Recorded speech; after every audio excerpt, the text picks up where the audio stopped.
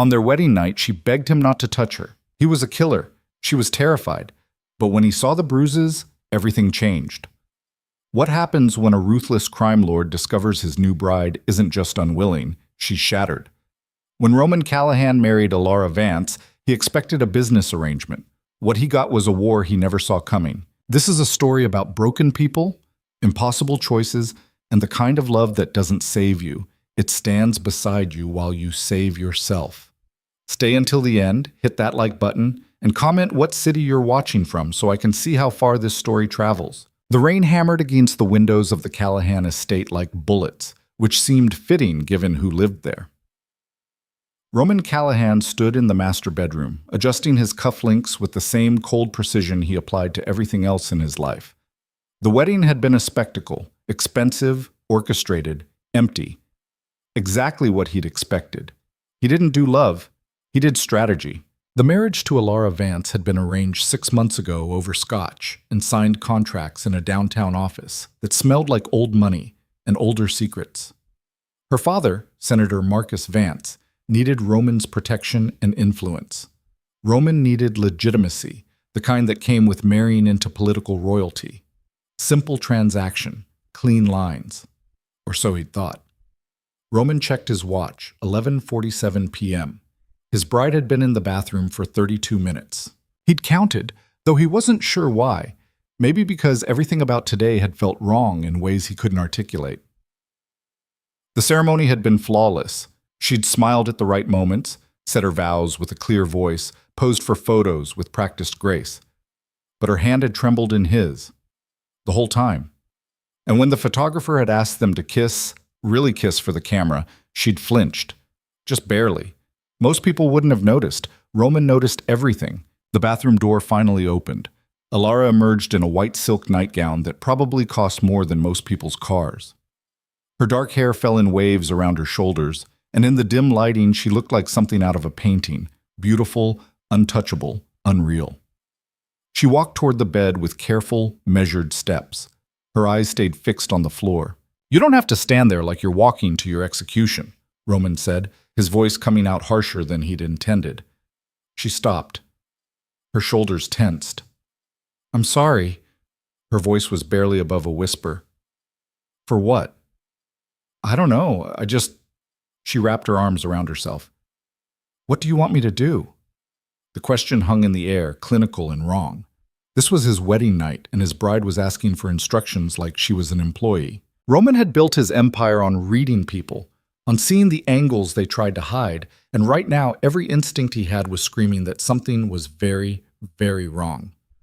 "What do you mean? What do I want you to do?" He kept his voice neutral, watching her carefully. Alara's throat worked as she swallowed. "I'm your wife now, so I'm asking what you want.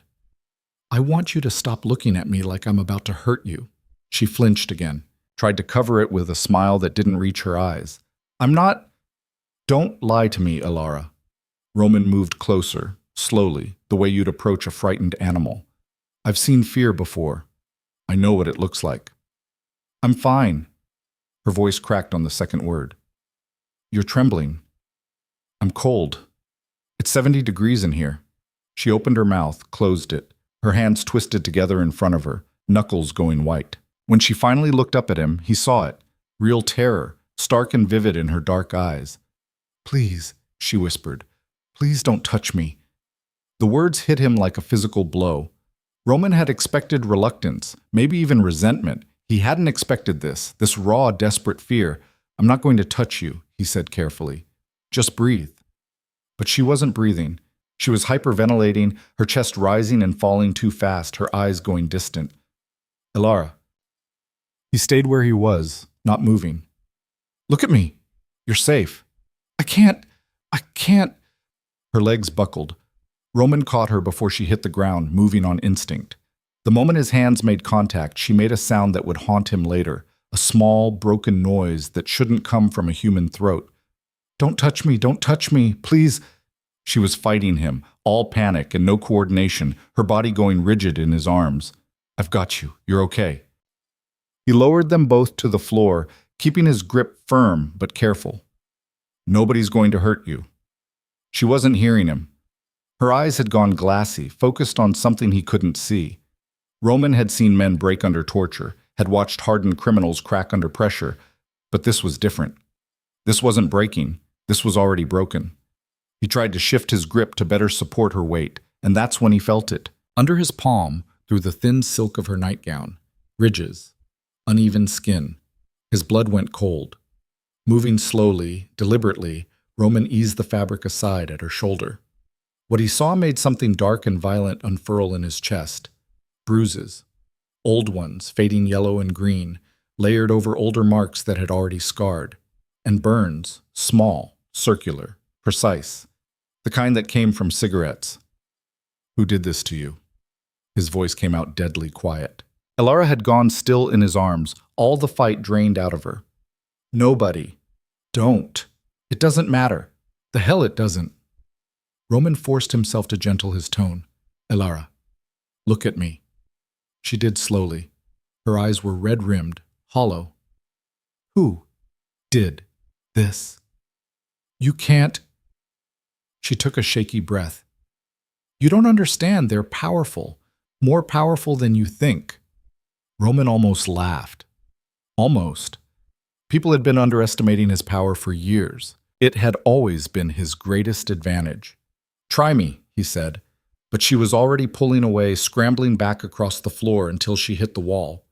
She wrapped her arms around her knees, making herself small, and Roman realized with a sick twist in his gut that this wasn't the first time she'd done this. This was practiced, survival instinct carved into muscle memory. This marriage, she said, her voice steadier now, resigned. It's not what you think it is. Then tell me what it is. A transaction. Like you said. She met his eyes, and for a moment he saw something sharp beneath the fear. Intelligence, calculation. My father owed debts, not money, worse than money. And the people he owed, they wanted... She stopped, jaw clenching. They wanted insurance that he'd stay quiet about certain things. So they used you. They own me, said flatly, like a fact. And now they've loaned me to you. That's all this is. Roman sat back on his heels, his mind working through the implications. He'd thought Marcus Vance was just a typical corrupt politician looking for muscle. But this was something else entirely. Your father sold you. He didn't have a choice. Everyone has a choice. Elara laughed, and it was the saddest sound Roman had ever heard. You really believe that? You must live in a different world than I do. I live in a world where people who hurt women end up in shallow graves, Roman said. Tell me who did this to you, Elara. Why? So you can add them to your collection?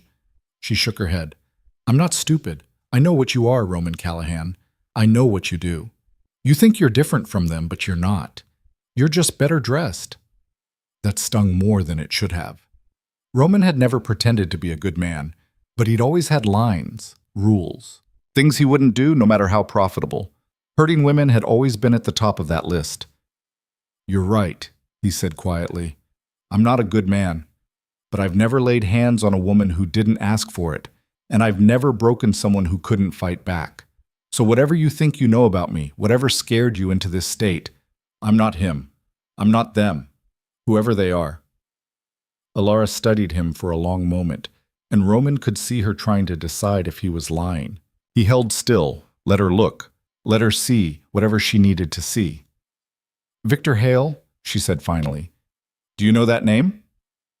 Roman's jaw tightened. He knew it. Victor Hale ran the Eastern District with an iron fist and connections that reached into every level of government. Old money, old power, untouchable by traditional means. He's connected to your father? He owns my father. Has for years. Elara's voice had gone hollow again. I was 12 when he first... She stopped, swallowed hard. I was 12.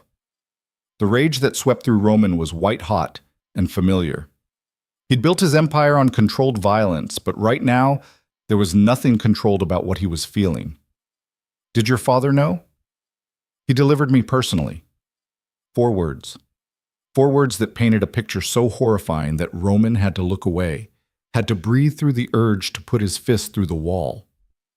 And this marriage? He managed. Victor approved it.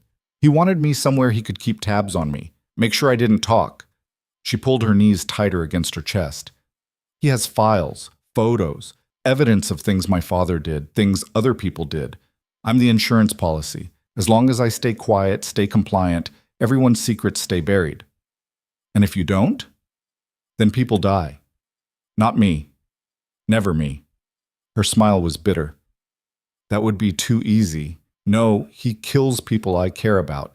My little sister, my college roommate, the housekeeper who was nice to me when I was 13. She met his eyes. He's very thorough. Roman processed this, piecing together the shape of the trap.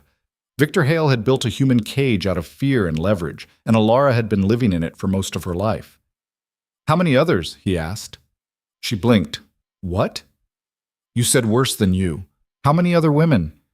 Alara's face went pale. I don't know. I've seen some of them. At parties, events. You can always tell. They have this look. She gestured vaguely at her own face. Like they're not really there. Like they've learned to go somewhere else in their heads. Names. Why? Because I'm going to need a list. She laughed again, that same broken sound. A list? For what? You can't touch Victor Hale. Nobody can. He's got judges, police chiefs, senators. I don't care if he's got the governor in his pocket, Roman cut in. He put his hands on you. That means he's already dead. He just doesn't know it yet. Alara stared at him like he'd spoken a foreign language. You don't understand. You can't just watch me. He'll destroy you. He can try. Roman, she leaned forward, urgent now. You need to listen to me.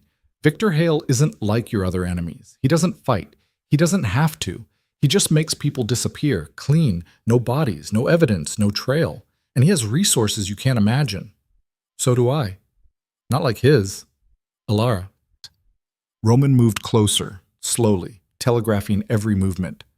I've built an empire in this city by being meaner, smarter, and more ruthless than anyone else. Men like Victor Hale, they rely on fear and connections. But fear only works if people believe you're untouchable. And nobody's untouchable. You'll get yourself killed. Maybe. But that's my choice to make. He reached out, stopping just short of touching her. This marriage might have started as a transaction, but it's mine now. You're mine now, not his. Mine. And I protect what's mine. She searched his face, looking for the lie. Why would you do that? You don't even know me. Because someone should have done it a long time ago, Roman said simply. And because when I make a commitment, I keep it. You're my wife. That means something to me, even if it doesn't mean anything to you. Tears were sliding down Alara's face now, silent and steady. I don't know how to do this. Do what? Trust someone. Hope. Any of it. She wiped at her eyes angrily. He broke all of that out of me a long time ago. Then we'll start small, Roman said. Right now, tonight, you just need to trust me enough to sleep. That's it. Nothing else. Where? In bed. Like normal people. Her whole body tensed. I can't. I'll sleep on the couch. He stood, grabbed a pillow from the bed. You take the bed, lock the door if it makes you feel better.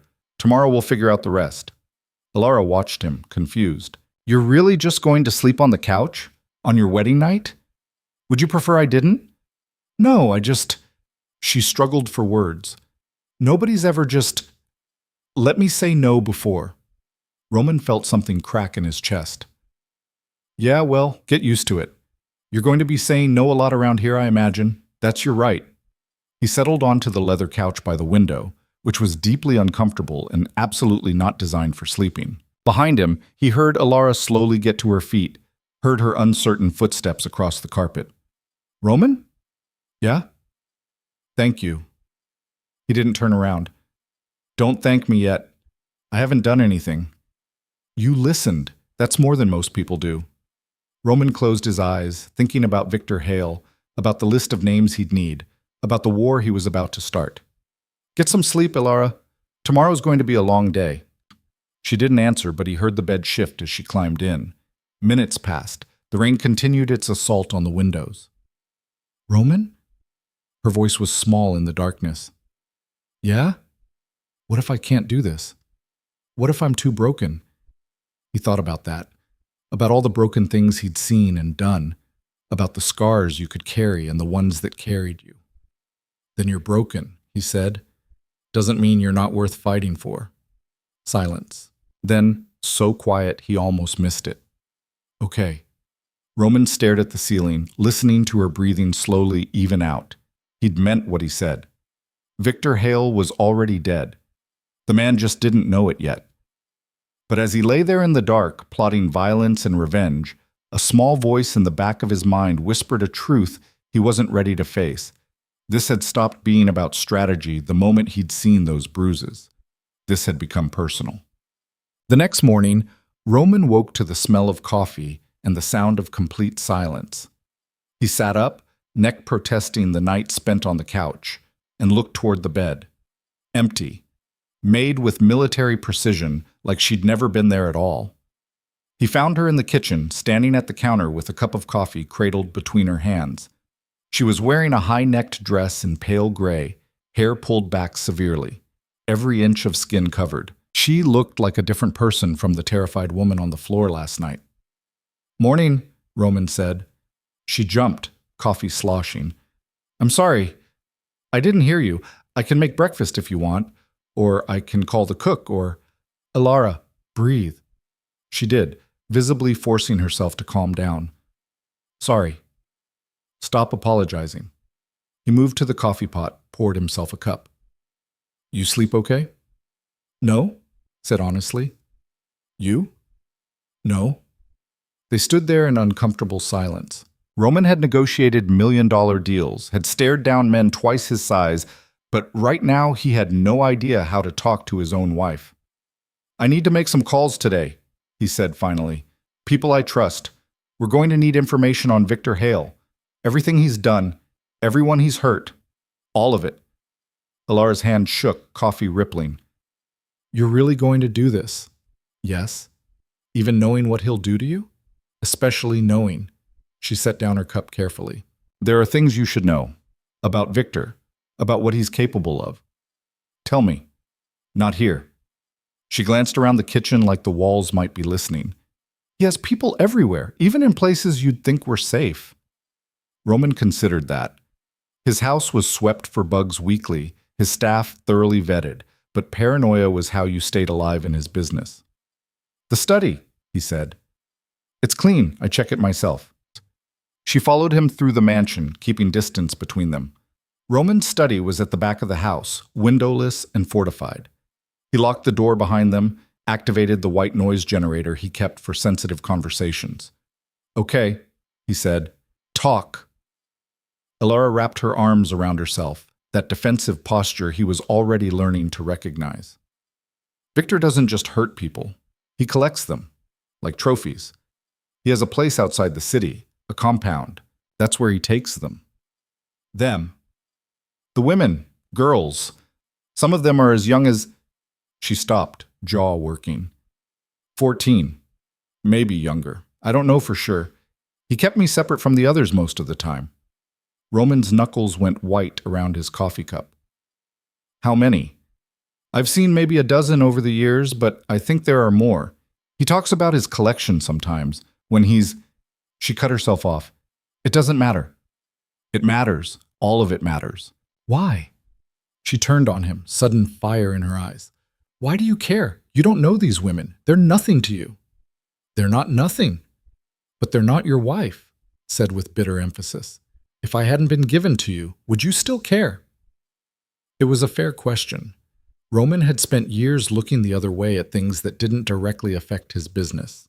He'd heard rumors about Victor Hale, about men like him, and he'd done nothing. He told himself it wasn't his problem. "Probably not," he admitted. "But I do now, so we work with what we've got." Alara studied him for a long moment. "You're honest. I didn't expect that." "Lying takes too much energy." A ghost of a smile crossed her face. "Okay, what do you want to know?" They spent the next hour going through it. Locations, names, patterns. Alara had a sharp memory for details, recounting dates and events with disturbing clarity. Roman took notes, building a mental map of Victor Hale's operation. "He has a lawyer," Alara said. "Graves, Martin Graves. He handles all the paperwork, the NDAs, the money. If you want to find evidence, start with him. NDAs? For what? For the girls who get out, the ones who turn 18 and age out of his collection. Her voice went flat. He makes them sign before he lets them go. Threatens their families if they talk. Most of them take the money and disappear. Most? There was one. 3 years ago, she tried to go to the police. Alara's hands twisted together. They found her in the river 2 weeks later. Ruled it a suicide. Roman added Martin Graves to his list. Anyone else I should know about? His head of security, Marcus Stone. He's the one who does the actual dirty work. Ex-military, no conscience, completely loyal to Victor. She paused. He's also the one who... the burns. On my shoulder. That was him. Roman's pen stopped moving. Describe him. Tall, bald, scar across his left cheek. He's usually armed. She met Roman's eyes. If you're going after Victor, you'll have to go through Marcus first. Not a problem. He's killed people, Roman, a lot of people. He's not going to go down easy. Neither am I. Alara shook her head slowly. You really think you can win this? I know I can. How? Because men like Victor Hale, they get comfortable. They think they're invincible. That makes them sloppy. Roman leaned back in his chair. And I'm very good at finding the sloppiness. A knock at the door interrupted them. Roman checked his watch, 9:47 a.m., right on time. That'll be Dominic, he said, moving to unlock the door. Dominic Santoro was Roman's second in command, a lean man with sharp eyes and sharper instincts. He'd been with Roman since the beginning, back when they were both just street kids with big ambitions and no fear. Boss? Dominic said, then noticed Alara. Mrs. Callahan. Dom, Roman said. We need to talk. Privately. Dominic raised an eyebrow, but didn't comment. Your office or mine? Here. Roman gestured for him to enter, locked the door again. Alara, this is Dominic. You can trust him. Can I? She looked at Dominic with the same wariness she looked at everything. I've known Roman for 15 years, Dominic said. If he says you can trust me, you can trust me. Everyone says that. Fair enough. Dominic settled into a chair, crossing his legs. So what's this about? You sounded serious on the phone. Roman laid it out cleanly, efficiently. The bruises, the story, Victor Hale. He watched Dominic's expression go from curious to dangerous. Victor Hale, Dominic said when Roman finished. You're sure you want to go there? He's connected to half the city council. I don't care if he's connected to the president. Okay? Dominic pulled out his phone. I'll make some calls. We've got people who owe us favors. Cops, judges, forensic accountants. If Hale's dirty, we'll find it. He's dirty, Alara said quietly. The question is whether you can prove it. Oh, we can prove it, Dominic said. Question is whether we need to. Sometimes the threat of exposure is better than the exposure itself. Roman shook his head. Not this time. This time I want blood. Dominic and Alara both looked at him. Dominic had seen Roman angry before, but there was something different in his voice now, something cold and final. All right, Dominic said slowly. Blood it is, but we do this smart. We build a case first, find leverage, then we move. Going in hot gets people killed. I'm already planning on someone getting killed, Roman said. I just want to make sure it's the right someone. Boss, I know what I'm doing, Dom. Do you? Dominic leaned forward. Because from where I'm sitting, this looks personal. And personal gets messy. It is personal. Roman met his friend's eyes. And I don't care if it gets messy. Silence filled the study. Finally, Dominic sighed. Okay, your funeral. What do you need from me? They spent the next hour planning. Dominic would reach out to their contacts, start gathering information. Roman would work his own angles, put pressure on Victor's business interests. They'd build the case piece by piece until they had enough to move. What about her? Dominic asked, nodding at Alara. She's the key to all this. If Victor finds out she's talking, he won't find out, Roman said. She stays here, under protection, 24/7. I don't need protection, Alara said. I need to help. Both men looked at her. You want to help? Roman asked. I want him dead. If that means helping you build your case, then yes, I'll help. Dominic whistled low. She's got spine. I like her. She's also got a target on her back, Roman said. So no, Ilara. You stay here, stay safe, and let us handle this. Handle this? Her voice went sharp. This is my life, Roman. My trauma. You don't get to just swoop in and handle it while I sit in my room like a good little wife. That's exactly what you're doing. She stood, hands clenched at her sides. I appreciate what you're trying to do, really, but I'm not a child, and I'm not helpless. I survived Victor Hale for 12 years. I think I can survive helping you take him down. Roman exchanged a look with Dominic, who shrugged. She's got a point. She's also got no training, no experience with this kind of thing. I have 12 years of experience being Victor's victim, Ilara cut in. I know how he thinks, where he goes, who he trusts. That's worth more than training. She was right, and Roman hated it. He wanted to lock her away somewhere safe, keep her out of the line of fire. But the woman standing in front of him wasn't asking for protection. She was asking for agency. Fine, he said, but you do exactly what I say when I say it. No heroics, no improvising. Clear? Crystal. And if at any point I think you're in danger, you'll pull me out, I know. She crossed her arms. Can we get started now, or do you have more conditions? Dominic laughed. Oh, I definitely like her. Roman shot him a look. Don't encourage her. Too late. They worked through lunch, building a strategy. Ilara provided details on Victor's schedule, his habits, his weaknesses. She knew which nights he went to his club, which days he met with his lawyer, when he was likely to be at the compound versus his city penthouse. He's paranoid, she explained, always worried someone's coming for him. That's why he has so much security. Everyone's got a weak spot, Dominic said. What's his? Ilara thought about it. Pride. He thinks he's untouchable, smarter than everyone else. If you could make him think he'd already won, he'd get careless. Good. Roman made a note. What else? He collects art. Expensive pieces, usually with dark themes. He's got a gallery in his penthouse. Sometimes he has private viewings. She paused. Those are when he does business. Real business, off the books. So if we wanted to get eyes on him, a gallery showing would be the way to do it, Dominic mused. Maybe, but you'd need an invitation.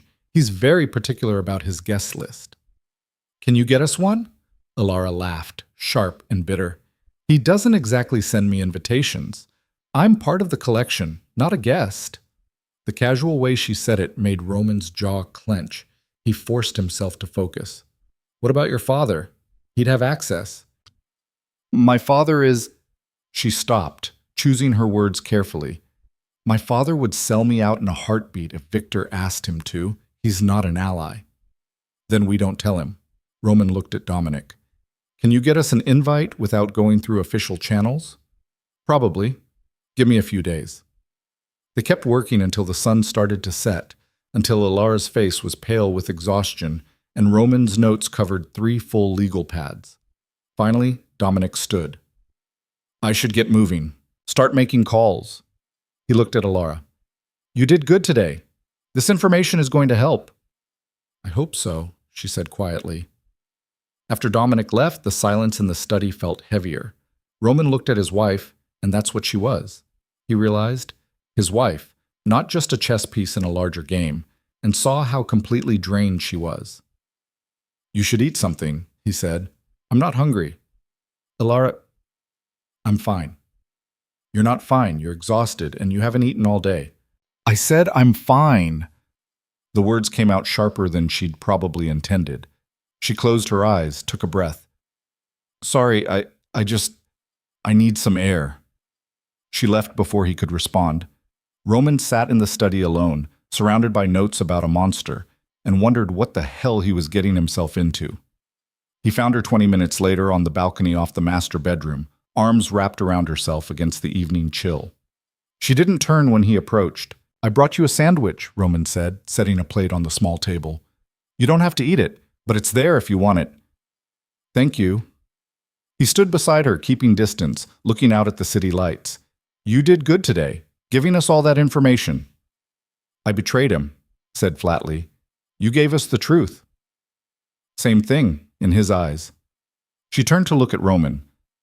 You need to understand something. When Victor finds out, and he will find out, he's going to come after everyone I've ever cared about. He's going to burn my whole world down just to prove a point.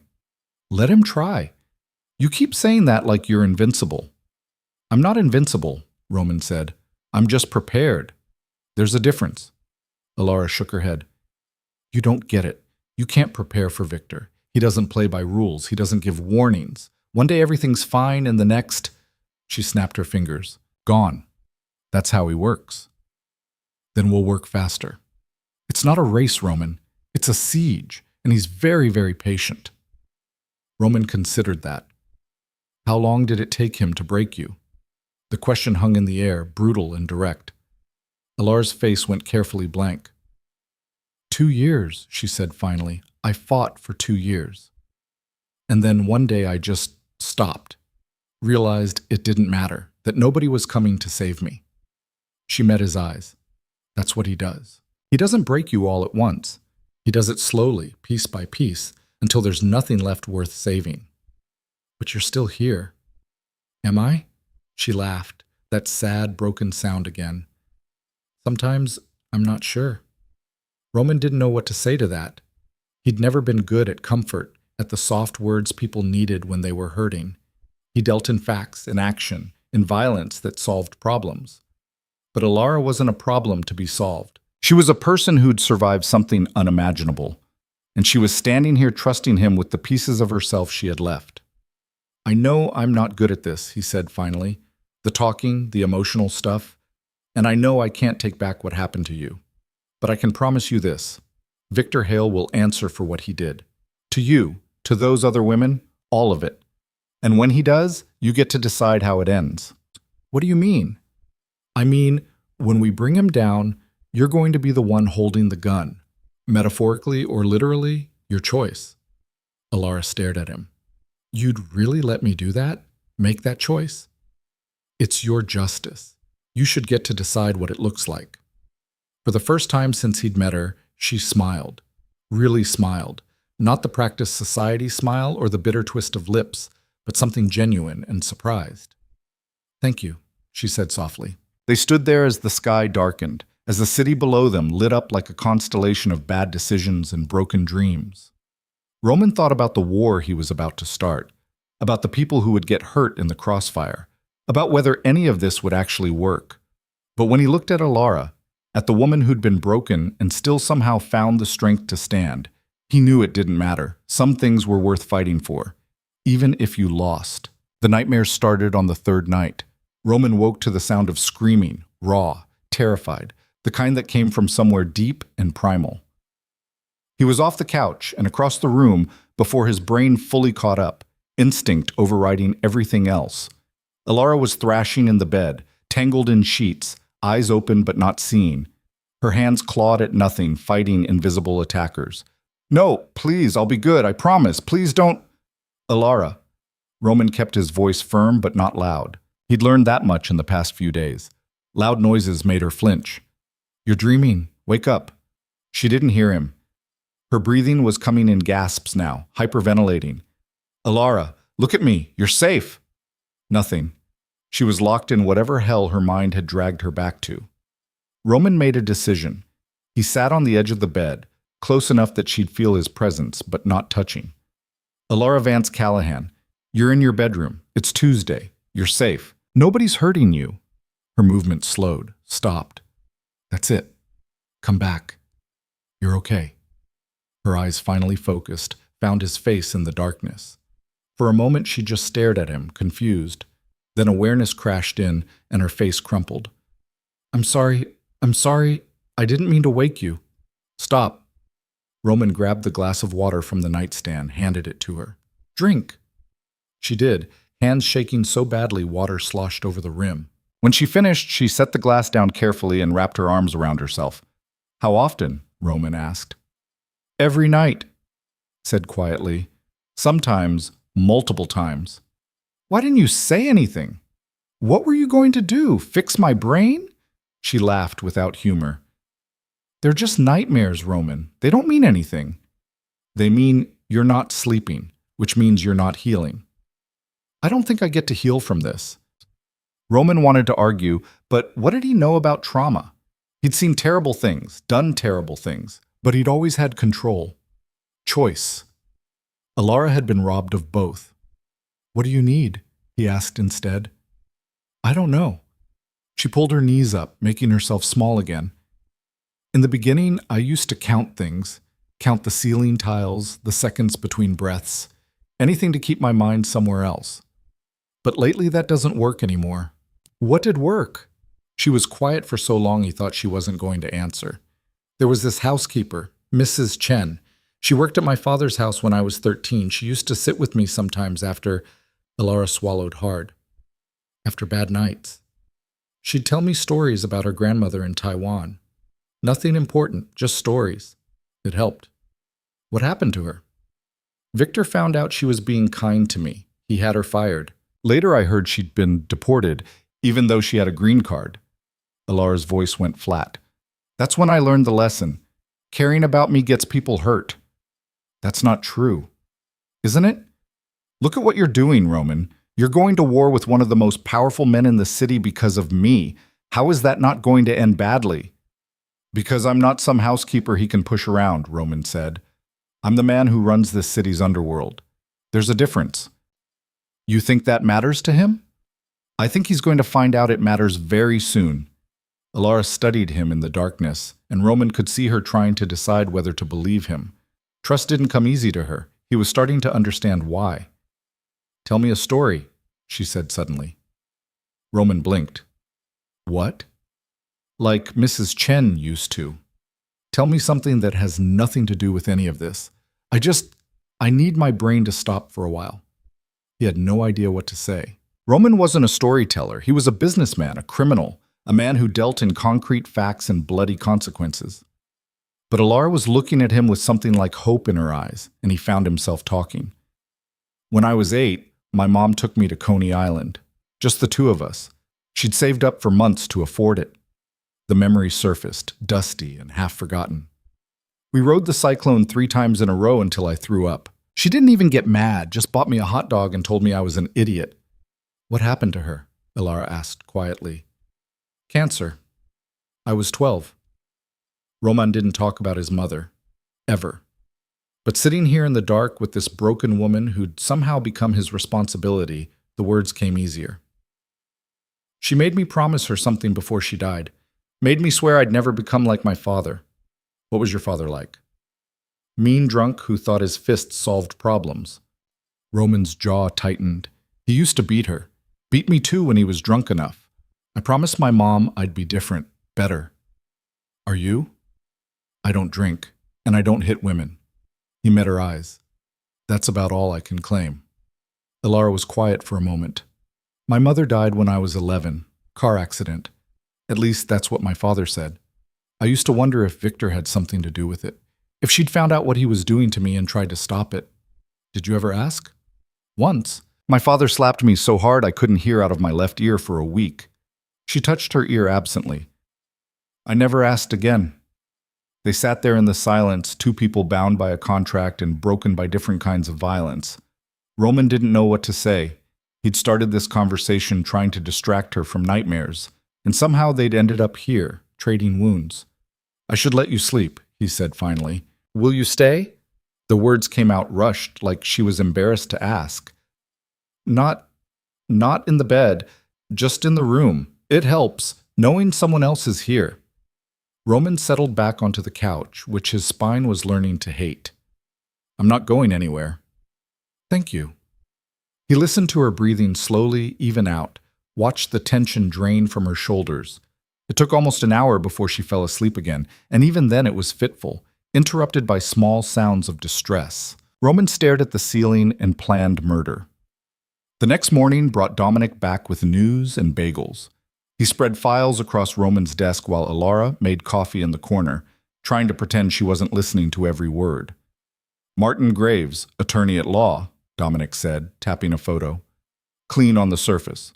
Harvard Law. Works for one of those white shoe firms downtown.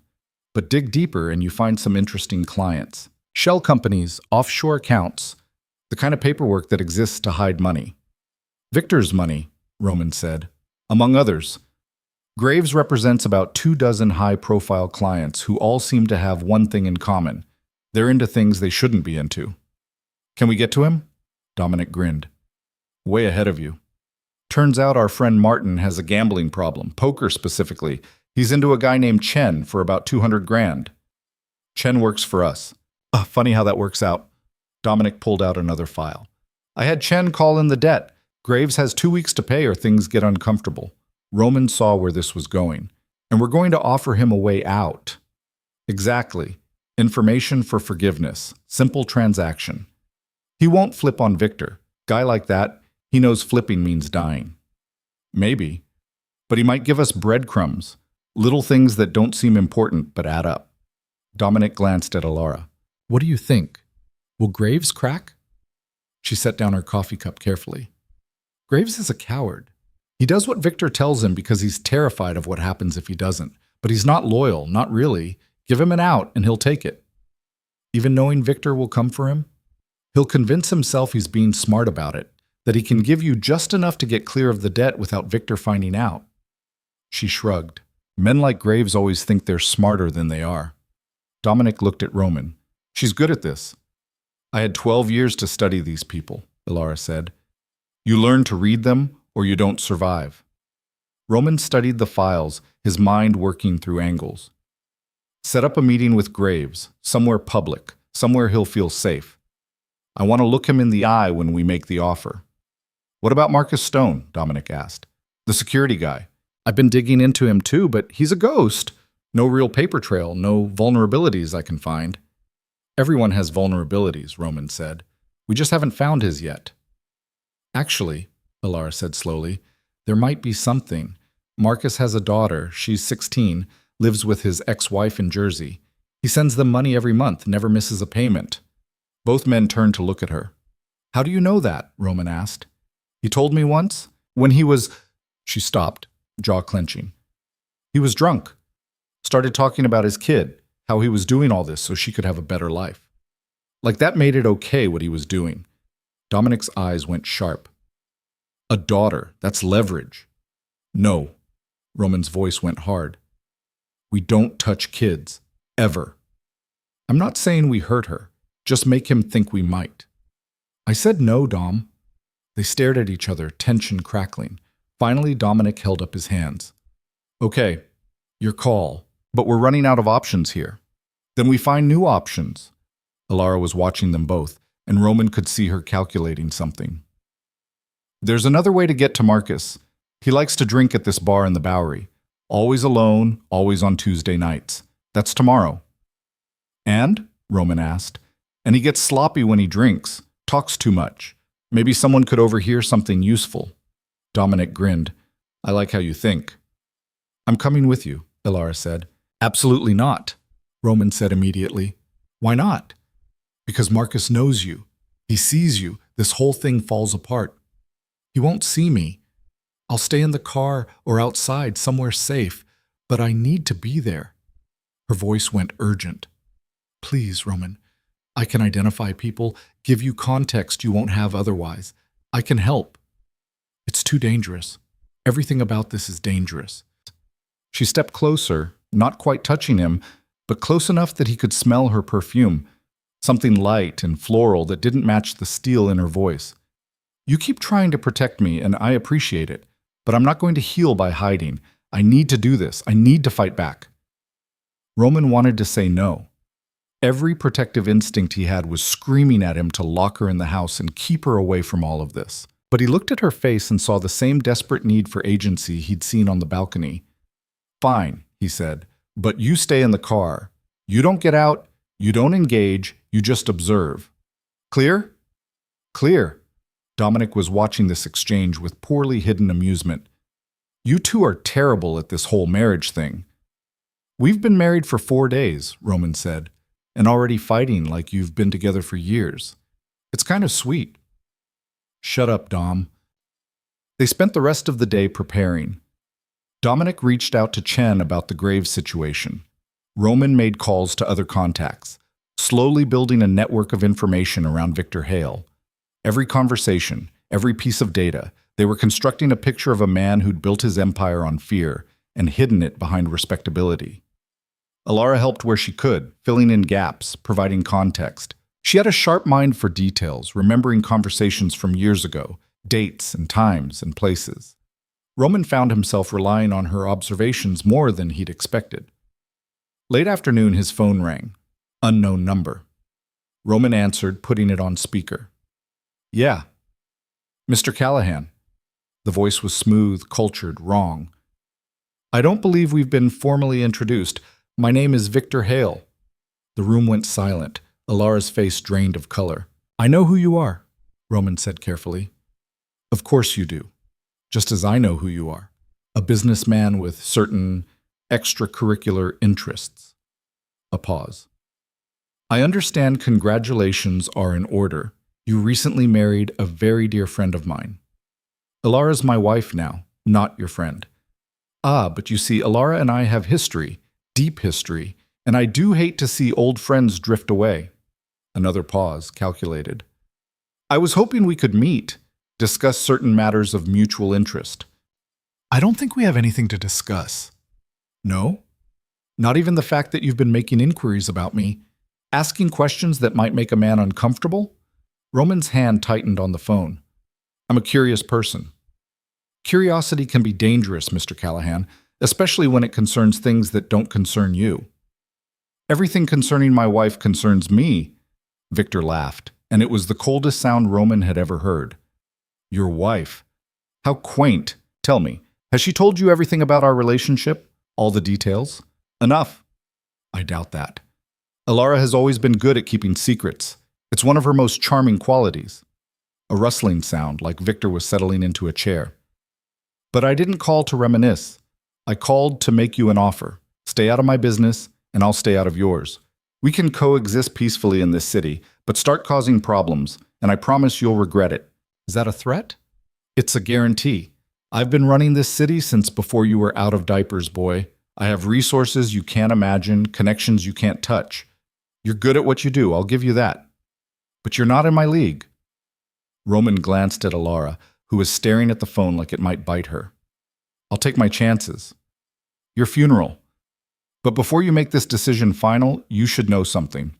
Alara isn't the only insurance policy I have. There are others. People you care about. People who could get hurt if you persist in this foolishness." "Name them." "Dominic Santoro, for instance. Your loyal second. Did you know his mother lives in a nursing home in Queens? St. Catherine's, room 304. Lovely woman. Would be a shame if something happened to her." Dominic's jaw clenched. Roman held up a hand, keeping him quiet. "You touch her, and I'll burn your whole world down," Roman said quietly. Empty threats from a small man. Victor's voice hardened. "Last chance, Callahan. Walk away. Enjoy your new bride. Live your life, or keep pushing and watch everything you've built turn to ash." The line went dead. Nobody moved for a long moment. Then Dominic pulled out his phone. "I'm calling my guys, getting them to the nursing home now." "Do it," Roman said. "Round-the-clock protection. Nobody gets near your mother." "He knows about her. He knows exactly where she is." Dominic looked shaken, which was rare for him. "How the hell does he know that?" "He has people everywhere," Alara said quietly. "I told you. He doesn't make threats he can't back up." Roman was already thinking, calculating. Victor making contact this early meant they'd rattled him. Good. Rattled people made mistakes. "He's trying to scare us off," Roman said, "which means we're getting close to something he wants hidden." "Or he's genuinely going to kill my mother," Dominic said. "He won't. Not yet. Killing her right now would be showing his hand too early. This was just a warning shot." "You sure about that?" Roman wasn't sure about anything, but he couldn't show doubt, not now. "I'm sure. We keep moving, carefully, but we keep moving." Alara had gone very quiet. Roman looked at her and saw the fear back in her eyes, the same terror from their wedding night. "This is my fault," she said. "I never should have told you anything. I should have just—" "Don't," Roman cut in. "Don't you dare blame yourself for what he's doing. But if I hadn't talked, then nothing would change. He'd still be out there, still hurting people, still thinking he's untouchable." Roman moved closer to her. You did the right thing, Alara. The hard thing. Don't let him take that from you. She looked like she wanted to believe him. What if someone gets hurt because of me? Then they get hurt because of him, not you. He's the one making the choices here. That's not how it feels. I know, but it's the truth. Dominic finished his call, pocketed his phone. My guys are moving. Mom will have protection within the hour. He looked at Roman. What now? Now we accelerate the timeline. Victor making contact means we're running out of time to build this quietly. So we go loud? Not yet, but soon. Roman grabbed his jacket. Set up that meeting with Graves for tonight. I want to know what he knows before Victor has a chance to clean up loose ends. They moved fast after that. Dominic made calls, arranged the meeting. Roman went through his arsenal, selected 2 guns and 3 knives. Alara watched him check the weapons with an expression he couldn't read. You're really going to do this, she said. Yes. And if it goes wrong?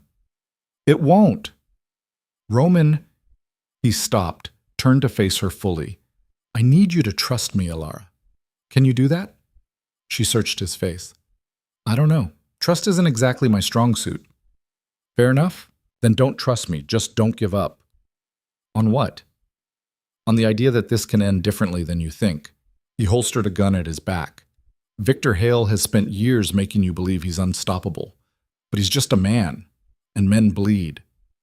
So do you. Yeah, but I'm harder to kill. The meeting with Martin Graves was set for 8 p.m. at a restaurant in Midtown.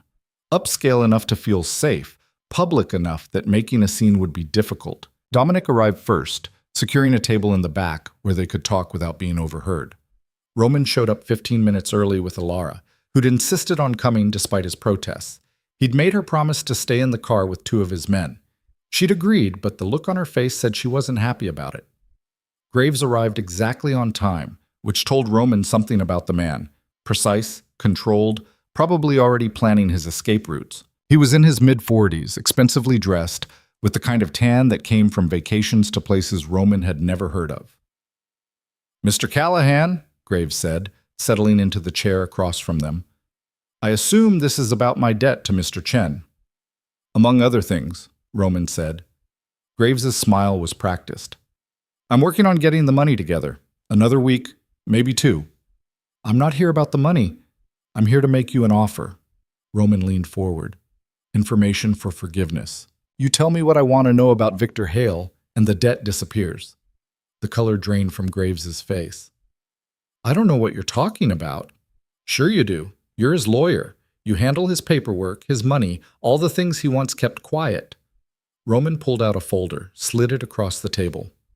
I've got bank records showing transfers from Hale to you. Regular payments, always in cash, always untraceable. Except we trace them. Graves didn't touch the folder. Those are privileged communications. Privilege doesn't cover criminal conspiracy. I'm an attorney. Everything I do is legal. Dominic laughed. Keep telling yourself that. See if it helps when the feds come knocking. You're bluffing. Am I? Roman pulled out his phone, pulled up an email. This is from a friend at the FBI. They've been looking at Victor Hale for years, just waiting for someone to give them a reason to move. You could be that reason, Martin. You could be the guy who walks away from this clean. Graves was sweating now. If I talk to you, I'm dead. If you don't talk to us, you're bankrupt and possibly in prison. Pick your poison. The lawyer's hands shook slightly as he reached for his water glass. What do you want to know? Everything, starting with the offshore accounts. For the next hour, Martin Graves talked. Not about everything. He was too smart for that, too aware of how much rope he was giving them. But he gave them enough. Shell companies in the Caymans, property holdings in 3 states, payments to people who provided services better left undefined, and names. Graves gave them names. There's a judge, he said quietly. Richardson. He's been on Hale's payroll for 15 years. Makes problems disappear, cases get dismissed, evidence goes missing. What kind of cases? Dominic asked. The kind involving young women who try to press charges. Graves wouldn't meet their eyes. Look, I just handle the paperwork. I don't ask questions. Convenient, Roman said. I'm a lawyer, not a cop. What Hale does with his money isn't my business. It is now. Roman leaned back. Who else? Who else is on his payroll? Graves listed them: police captains, city council members, business owners who provided alibis or cleaned up messes. It was a web of corruption that reached into every corner of the city, and Victor Hale sat at the center like a spider. There's something else, Graves said. A property. Upstate, about 2 hours from here. That's where he takes them. The compound, Roman said. You know about it? We know enough. What else? There's a schedule. Specific days when he goes there, usually Thursday nights, sometimes weekends. He has parties. Graves's voice dropped. Private parties. For people with certain tastes. Roman felt sick. How many people? I don't know. I've never been. But I've processed payments for catering, security, cleanup. Whatever happens there, it's organized, professional. And the women? Some volunteers, some don't. Graves finally looked up. I'm telling you everything I know. That's all I can give you. It's a start, Dominic said. They let Graves go with a warning and a promise. The debt was forgiven, but if he talked to Victor, if he warned him in any way, the deal was off, and he'd have bigger problems than $200,000 in gambling debts. After he left, Roman and Dominic sat in silence. We've got him, Dominic said finally. We've got enough to move. Maybe. But Graves is scared. Scared people do stupid things. You think he'll run to Victor? I think he'll weigh his options and panic. Roman stood. We need to move faster than I thought. Tomorrow night, that bar. We talk to Marcus Stone, see if he confirms what Graves told us. And if he doesn't want to talk, then we make him want to. They walked outside where the car was waiting. Elara was in the back seat, and when Roman opened the door, he could see she'd been crying. What happened? He asked, sliding in beside her. I heard him. Graves. One of your men had the conversation patched through to the car. She wiped at her eyes angrily. Thursday nights. That's when Victor would take me there, every Thursday for 4 years. Roman's jaw clenched. Elara. There were others, in different rooms. I could hear them sometimes through the walls, crying, begging, and I never did anything. I never tried to help them. You were a kid. There was nothing you could have done. I could have told someone. I could have fought harder. I could have... Her voice broke. Roman did something he'd been avoiding since their wedding night. He reached out and took her hand. She flinched but didn't pull away. Listen to me, he said. What Victor did to you, what he's still doing, none of that is your fault. You survived. That's all that mattered. That's all that matters now. But those other women, we're going to help them. All of them. He squeezed her hand gently. I promise you, Elara. We're going to burn his whole operation to the ground. She looked at their joined hands like she couldn't quite believe they were real. Why are you doing this? Really? It's not just about me, is it? Roman thought about that. No, it's bigger than you now. But you're the reason it started, and that counts for something. I don't know if I can do this. Watch you go to war. Wait to see if you come back. Then don't watch. Help. He met her eyes. Tomorrow night at that bar. I need you there. Need your eyes, your knowledge. Can you do that? Elara took a shaky breath. Yes. Good. Because we're running out of time, and I'm going to need everyone I trust watching my back. You trust me? Getting there. She almost smiled. That's more than I expected. The drive back to the mansion was quiet. Roman kept hold of her hand the whole way, feeling the tremors slowly fade from her fingers. It wasn't much, wasn't healing, wasn't fixing anything. But it was a start. And right now, a start was all they had. Tuesday night came with rain again, the kind that turned the city streets into mirrors and made everything look like a noir film. Roman checked his gun for the third time, more out of habit than necessity. Beside him in the SUV, Dominic was equally quiet, both of them running through scenarios in their heads. Elara sat in the back, dressed in dark clothes with a baseball cap pulled low. She'd argued for 30 minutes about staying in a different vehicle, claiming she could get closer without being recognized. Roman had shut that down hard. You see him, you identify him. That's it, Roman said, meeting her eyes in the rearview mirror. You don't get out of this car for any reason. Understood? I'm not a child, Roman. Never said you were. But Marcus Stone is trained to kill people, and you're not. So humor me and stay in the car. She didn't answer, which he was learning meant she was agreeing under protest. Good enough.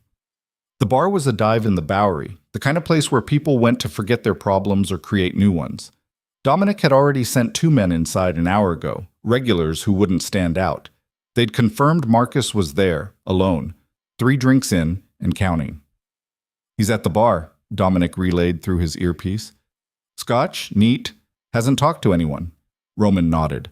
We give him another drink. Let him get comfortable. They waited.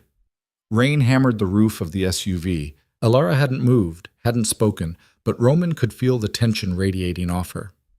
You okay back there? He asked. Fine. Alara. I said I'm fine. She shifted, leaning forward. That's him, the man just walking in, gray jacket. Roman looked. Tall guy, bald, scar on his left cheek exactly like Alara had described. Marcus Stone moved like military, economical steps, eyes scanning the room before he sat down. He chose a seat at the end of the bar where he could see both exits. Smart, Dominic muttered.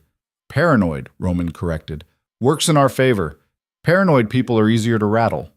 They watched Marcus order another drink. He sat alone, didn't pull out a phone, didn't try to talk to anyone, just drank and stared at nothing. He looks sad, Alara said quietly. Roman glanced back at her. Sad? Yeah, like he hates himself. She was studying Marcus through the rain-streaked window. I used to see that look on his face sometimes. After. Like part of him knew what he was doing was wrong, but he did it anyway because that's what he gets paid for. You feel sorry for him? No. Her voice went hard. But I understand him. That's different. Dominic checked his watch. We moving or not? Guy's on his 4th drink. Roman made a decision. I'm going in. Dom, you stay with the car. Like hell, sit. Someone needs to watch her. And if this goes sideways, I need you out here with wheels ready. Dominic didn't like it, but he nodded. Roman stepped out into the rain, felt it soak through his jacket immediately. The bar smelled like beer and regret when he pushed through the door. Marcus didn't look up when Roman sat down 2 stools away. Good. Roman ordered a whiskey he had no intention of drinking and waited. 5 minutes passed. Marcus ordered another scotch. The bartender, a woman in her 50s with tired eyes, poured it without comment. Rough night? Roman asked casually. Marcus glanced over. Something like that. Know the feeling. Roman pushed his untouched whiskey away. I'm trying to quit. Not going well. Why quit? Made a promise to someone. Marcus's eyes were distant. Promises are hard to keep. Yeah, but that's what makes them worth something. They sat in silence. Roman could feel his guys watching from across the bar, ready to move if things went bad. But he needed this to stay casual, conversational. Push too hard and Marcus would shut down. You look familiar, Marcus said after a while. I get that a lot. Got one of those faces. No, I know you. Marcus's eyes sharpened, some of the alcohol haze clearing. You're Callahan, Roman Callahan. Roman didn't deny it. And you're Marcus Stone. The temperature in the bar seemed to drop 10 degrees. Marcus's hand moved slightly, probably toward a weapon. Roman held up both hands, showing he was unarmed. Easy. I'm not here to start anything. Just wanted to talk. About what? About Victor Hale. Marcus stood abruptly, throwing bills on the bar. We're done here. Your daughter's name is Sarah, right? 16 years old, lives in Jersey with your ex-wife? Marcus froze, turned slowly. If you touch her, I'm not going to touch her. I don't hurt kids. Roman stayed seated, calm. But you need to know that other people are paying attention now, people who might not have my standards. Who sent you? Victor? Victor doesn't know I'm here, but he will, eventually. And when he does, he's going to start cleaning house, getting rid of loose ends. Roman met Marcus's eyes. You're a loose end, Marcus. So am I. So is everyone who knows what he's been doing. Question is whether you want to go down with him or get out while you can. Marcus's jaw worked. You don't know what you're talking about. Don't I?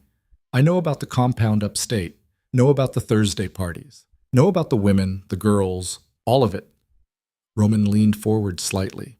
And I know you've been his enforcer for 15 years, which means you've seen things, done things, things that keep you drinking alone in dives like this.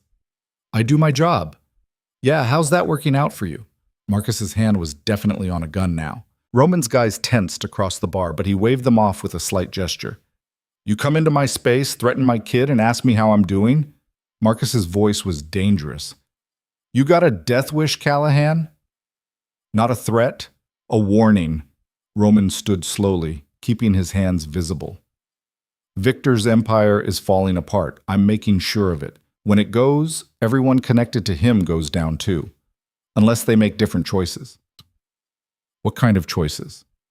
The kind where you tell me what you know, where the bodies are buried, who gets paid, all the details Victor thinks are safe. You do that, and when this is over, you walk away. Your daughter never has to know what her father did for money. Marcus laughed, bitter and raw. You think testimony is going to protect me? Victor has people everywhere, cops, judges, people you don't even know about. Had people everywhere, Roman corrected. Past tense. We've already flipped his lawyer, got bank records, property holdings, names. It's just a matter of time now. That landed. Roman saw it in Marcus's face, fear mixing with something that might have been hope. Graves talked? Marcus asked. For 2 hours straight. Then you don't need me. I need corroboration. I need someone who was there, who saw it firsthand. That's you. Roman pulled out a card, set it on the bar. Think about it. You've got 48 hours before I take what I have to the feds, with you or without you. He turned to leave, but Marcus's voice stopped him. Why do you care? About any of this? Roman looked back. Because someone should have cared a long time ago, and because my wife asked me to. Your wife? Confusion crossed Marcus's face. Who's your wife? Alara Vance. The blood drained from Marcus's face. He sat down heavily, like his legs had stopped working. Alara. Yeah. She told you. Not a question. Everything, including the burns you gave her. Marcus closed his eyes. When he opened them, there was something broken there. I never wanted... She was just a kid. I tried to tell Victor, tried to say she was too young, but he didn't care. And I needed the money, needed to keep Sarah safe, so I... He stopped. There's no excuse. I know that. You're right. There isn't. Is she okay, Alara? No, but she's alive. Which is more than I can say for some of the others. Marcus was silent for a long moment. The compound. There's a room in the basement. That's where he keeps the files. Photos, videos, documents. Everything he uses for blackmail. Roman's pulse quickened. Can you get to it? Maybe. There's a security system, cameras, guards. But I know the layout, know the blind spots. Marcus looked up. I help you get those files, that's it. I'm done. I take Sarah and we disappear. Deal. When? Soon. I'll call you. Roman picked up his card, wrote a number on the back. Use this. It's clean. Don't call from your regular phone. Marcus pocketed the card. Why are you doing this, really? Already told you. No, there's more. I can see it. Marcus studied him. You love her. Alara. Roman didn't answer, which was an answer in itself. Good, Marcus said quietly. She deserves someone who gives a damn. Victor sure as hell never did. Roman left the bar feeling like he'd just stepped through a minefield. When he got back to the SUV, both Dominic and Alara were staring at him. What the hell was that? Dominic demanded. You just had a conversation with the guy who tortured your wife like you were old friends. He's going to help us, Roman said, climbing into the driver's seat. Help us what? Kill us in our sleep? Help us get to Victor's files, the blackmail material. Alara made a small sound. Roman looked back and saw her face had gone pale. The basement room, she said. He told you about the basement room. Yeah. Roman, that room, there's footage in there of me, of things Victor did. I can't... Her breathing was getting faster. I can't let people see that. Nobody's going to see it except us. We get the files, we burn everything related to you. Keep the rest for evidence. You don't understand. It's not just me. There are other women, other girls. If that footage gets out, it won't, Roman said firmly. We control how this goes. We decide what happens to those files. How can you promise that? Because I'm going to be the one carrying them out of there. Alara searched his face, looking for the lie. When? Soon. This week, maybe. Marcus is going to get me the layout, the security schedules. Once we have that, we move. I'm coming with you. Absolutely not. Roman, Alara, this is not negotiable. That compound is where Victor does his worst work. I'm not bringing you anywhere near it. It's my trauma. I should be there when we take it down. No. Roman's voice went hard. You want to help? Fine. Help us plan. Help us prepare. But you're not setting foot in that building. End of discussion. They stared at each other. Finally, Alara looked away. Fine. But I want to know everything, every detail of what you find there. Deal. The drive back was tense. Dominic kept glancing at Roman like he wanted to say something but couldn't find the words. Alara stared out the window, silent and unreachable. When they got to the mansion, she went straight to her room without saying goodnight. Roman watched her go, feeling like he'd failed some test he didn't know he was taking. You really think Marcus is going to help us? Dominic asked. Yeah.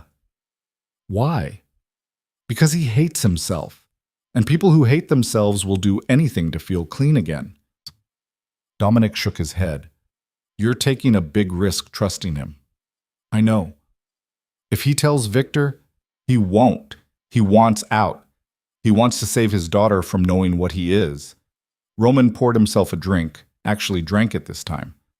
I'm counting on that being stronger than his fear. And if you're wrong, then we die. But we were probably going to die anyway, so what's the difference? Dominic laughed despite himself. You're insane. Yeah, Alara said the same thing. And speaking of Alara, Dominic paused. You're getting attached. I'm married to her. That's not what I mean, and you know it. Roman didn't answer. The truth was complicated, messy, wrapped up in protection and guilt and something he couldn't quite name. Alara had become more than a chess piece, more than a political alliance. She'd become someone he thought about when he woke up, someone whose pain made him want to burn the world down. That was dangerous. Attachments were dangerous in his line of work, but he was already too far gone to care. The call from Marcus came 2 days later. Roman was in his study going through the information Graves had provided when his burner phone buzzed. Tomorrow night, Marcus said without preamble. Victor's having one of his parties. Most of the security will be focused on the main house. That's our window. How many guards in the basement? Usually 2, but during parties they get pulled upstairs to help manage guests.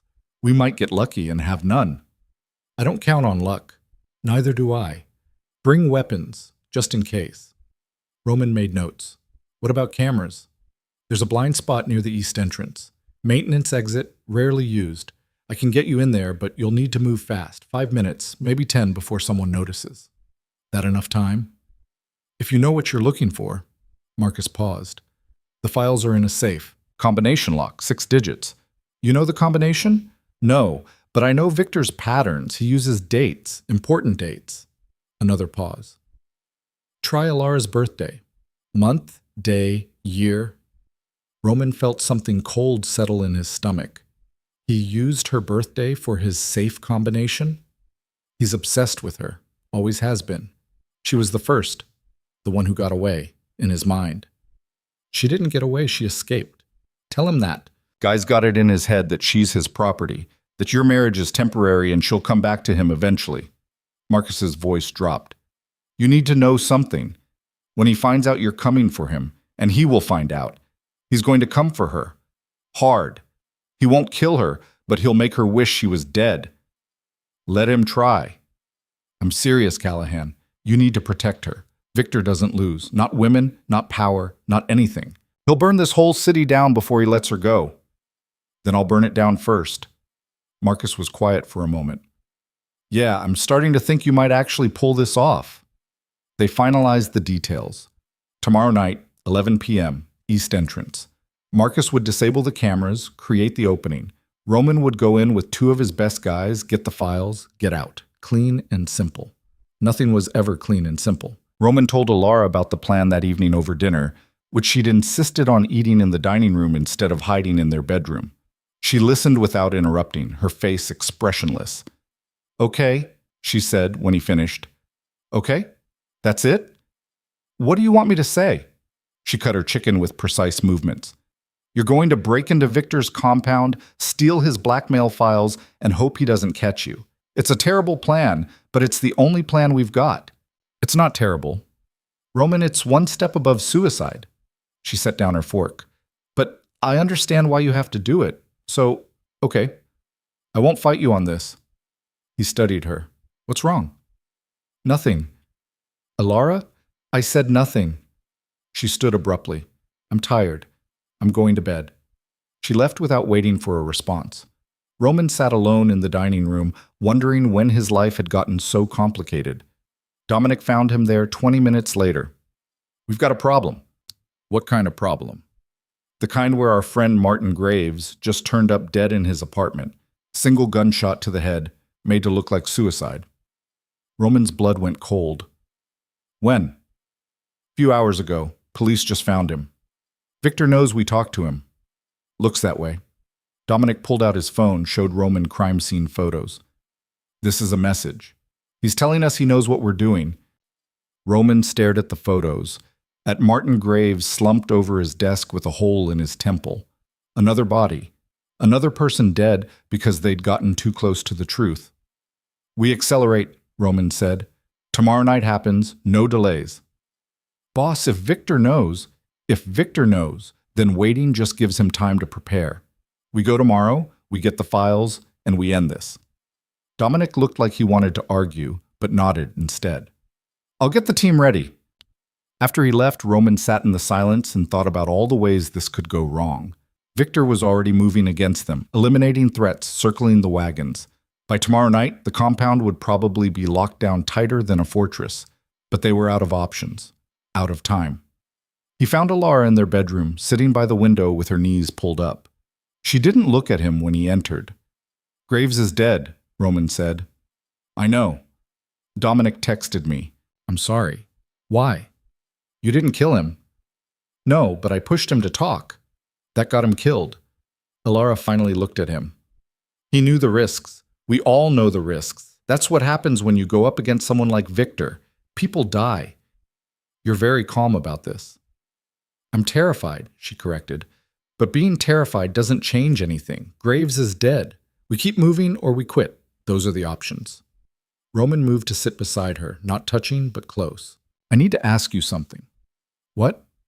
Your birthday. When is it? She blinked at the non sequitur. May 14th. Why? What year? 1998. Roman did the math. May 14th, 1998. 051498. He committed it to memory. Victor uses it, Alara said quietly, understanding, for the safe combination. Marcus thinks so. Of course he does. Victor's obsessed with ownership, marking things. She touched her shoulder where the burns were hidden under her shirt. I'm just another thing he owns. Another possession. You're not his possession. Try telling him that.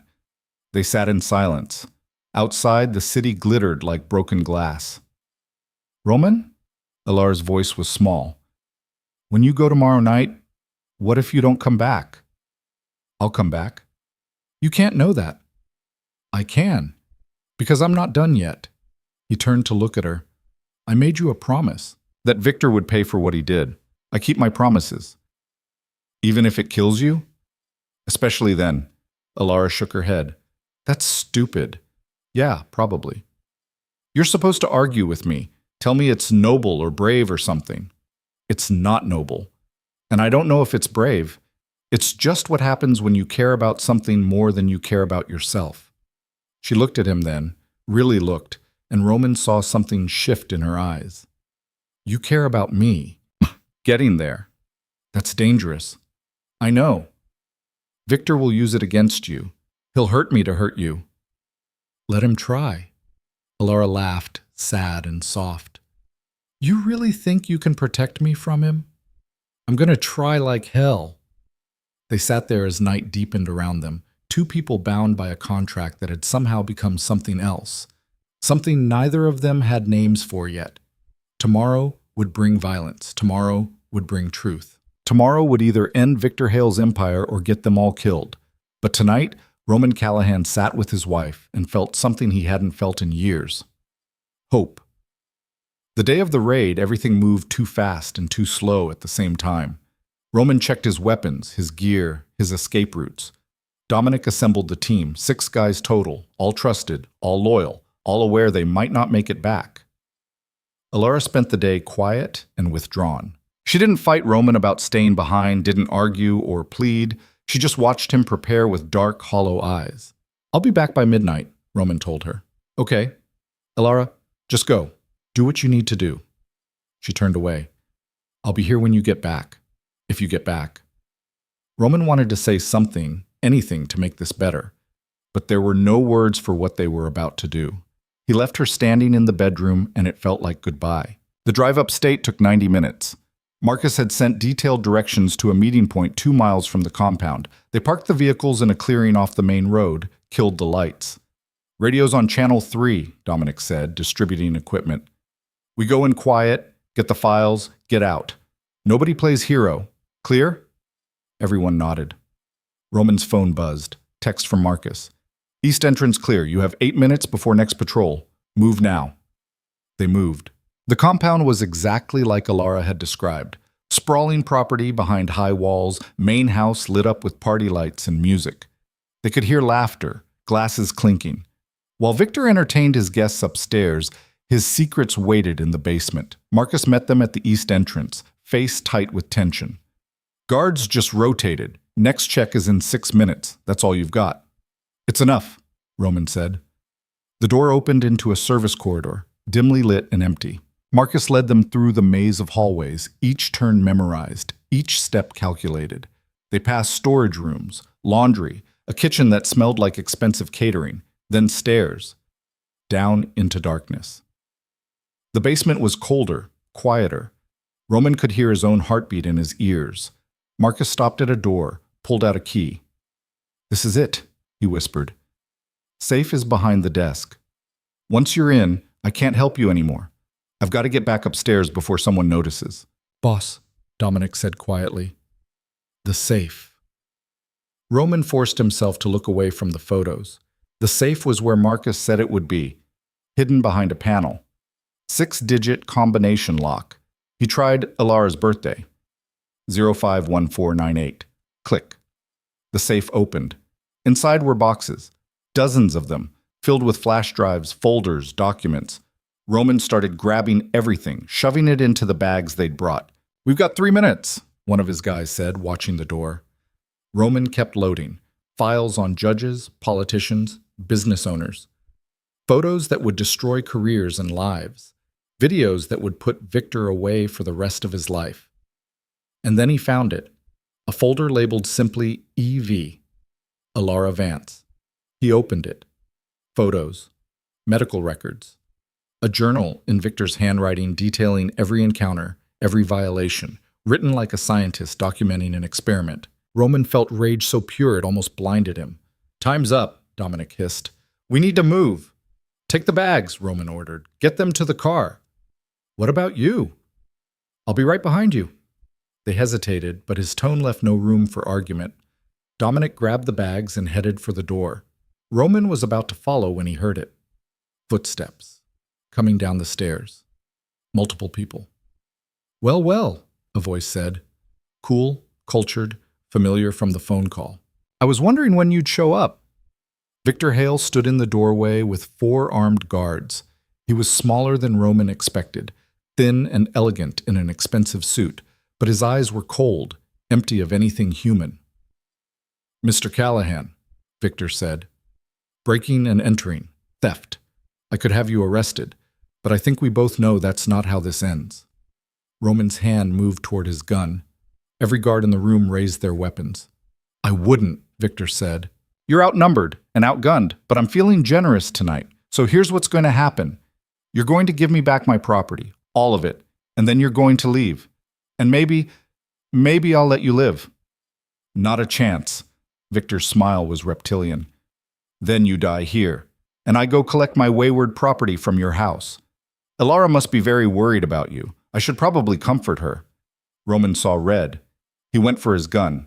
Everything happened at once. Gunfire erupted. Roman felt something hot tear through his shoulder, spun him around. He got 2 shots off, saw one guard go down. Then something hit him from behind and the world went dark. When Roman woke up, he was on the floor, hands zip-tied behind his back. His shoulder was bleeding, pain radiating down his arm. Victor sat in the desk chair, watching him with mild interest. "You're tougher than I thought," Victor said. "Most people pass out from blood loss by now." "Where are my men?" "Gone. Ran like rabbits when the shooting started. They took some of my files with them, but not all." Victor picked up the folder marked EV. "The important ones are still here." Roman tested the zip ties. "Too tight. You really thought you could beat me?" Victor stood, walked closer. "I've been playing this game since before you were born. I have resources, connections, power you can't even imagine. What do you have? A wife who's too broken to function, and a death wish." "I've got enough." "Do you?" Victor crouched down, met Roman's eyes. "Let me tell you what's going to happen.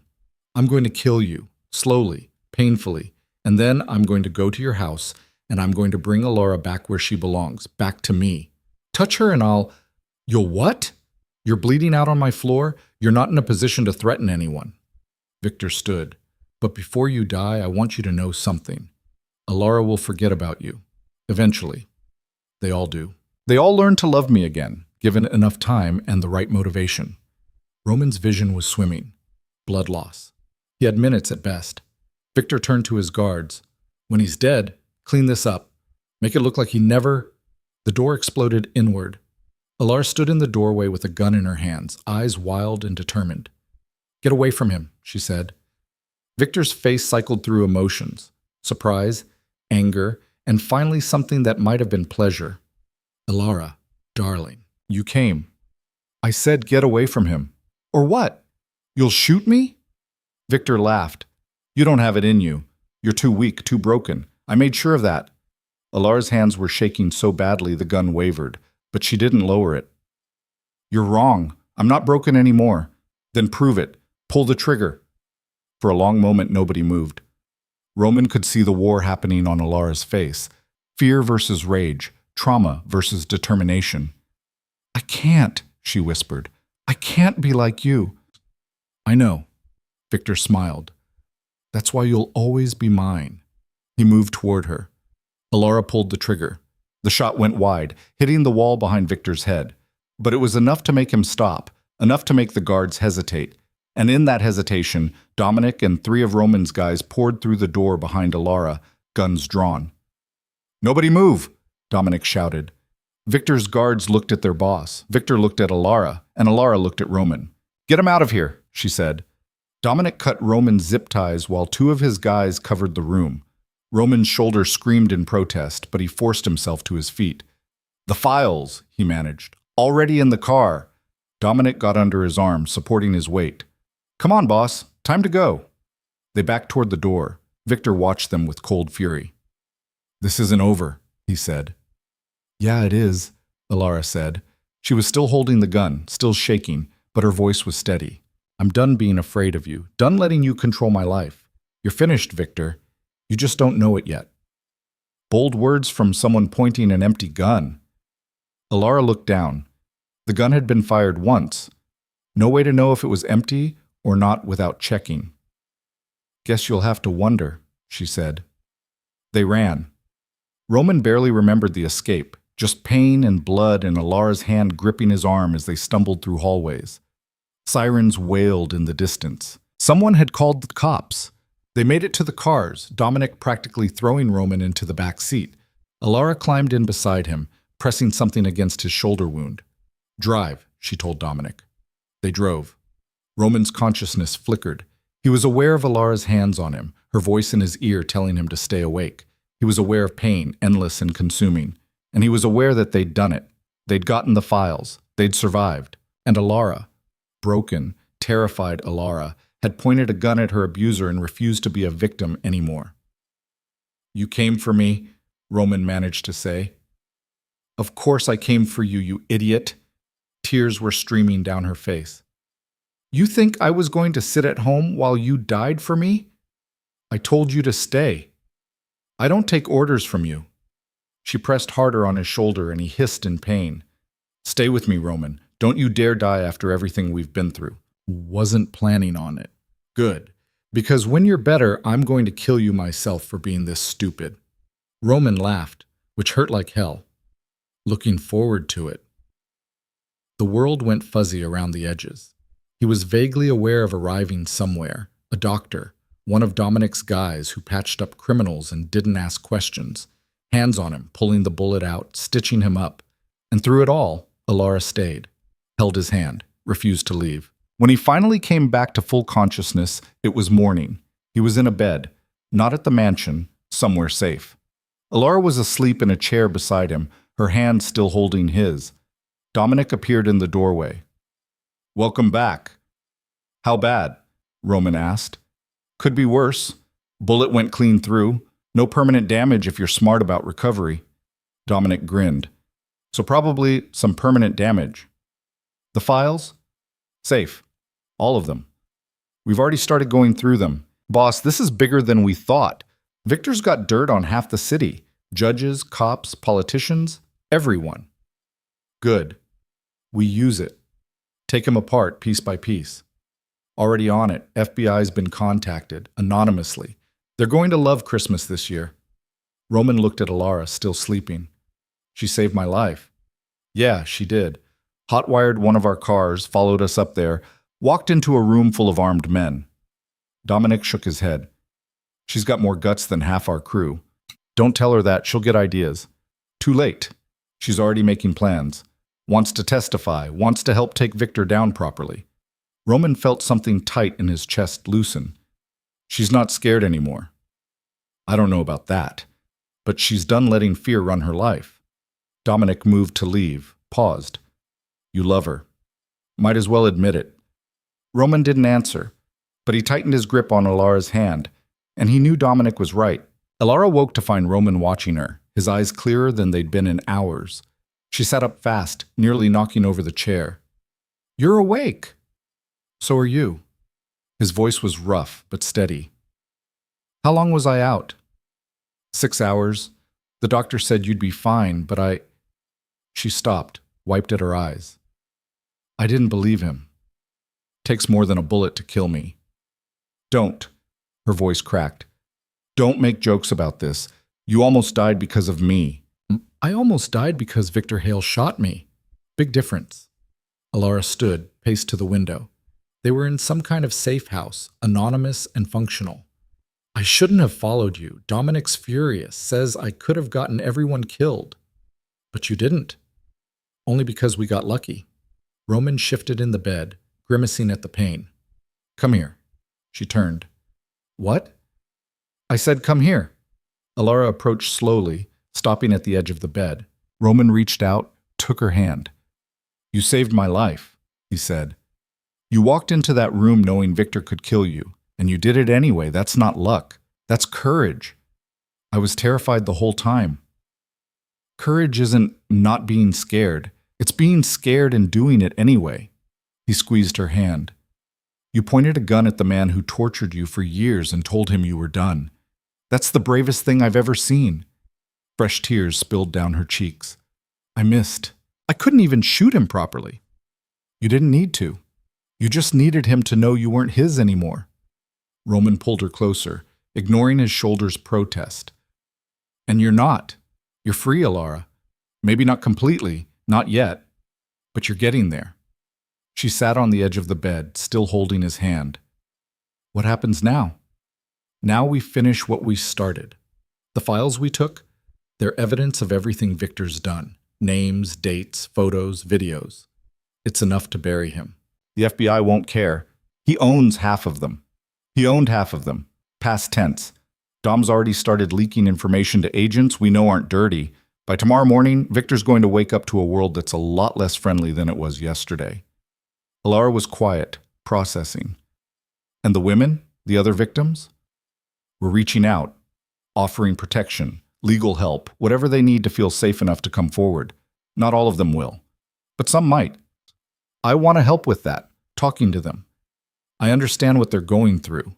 Roman studied her. You sure? That's going to be hard. Hearing their stories, reliving your own.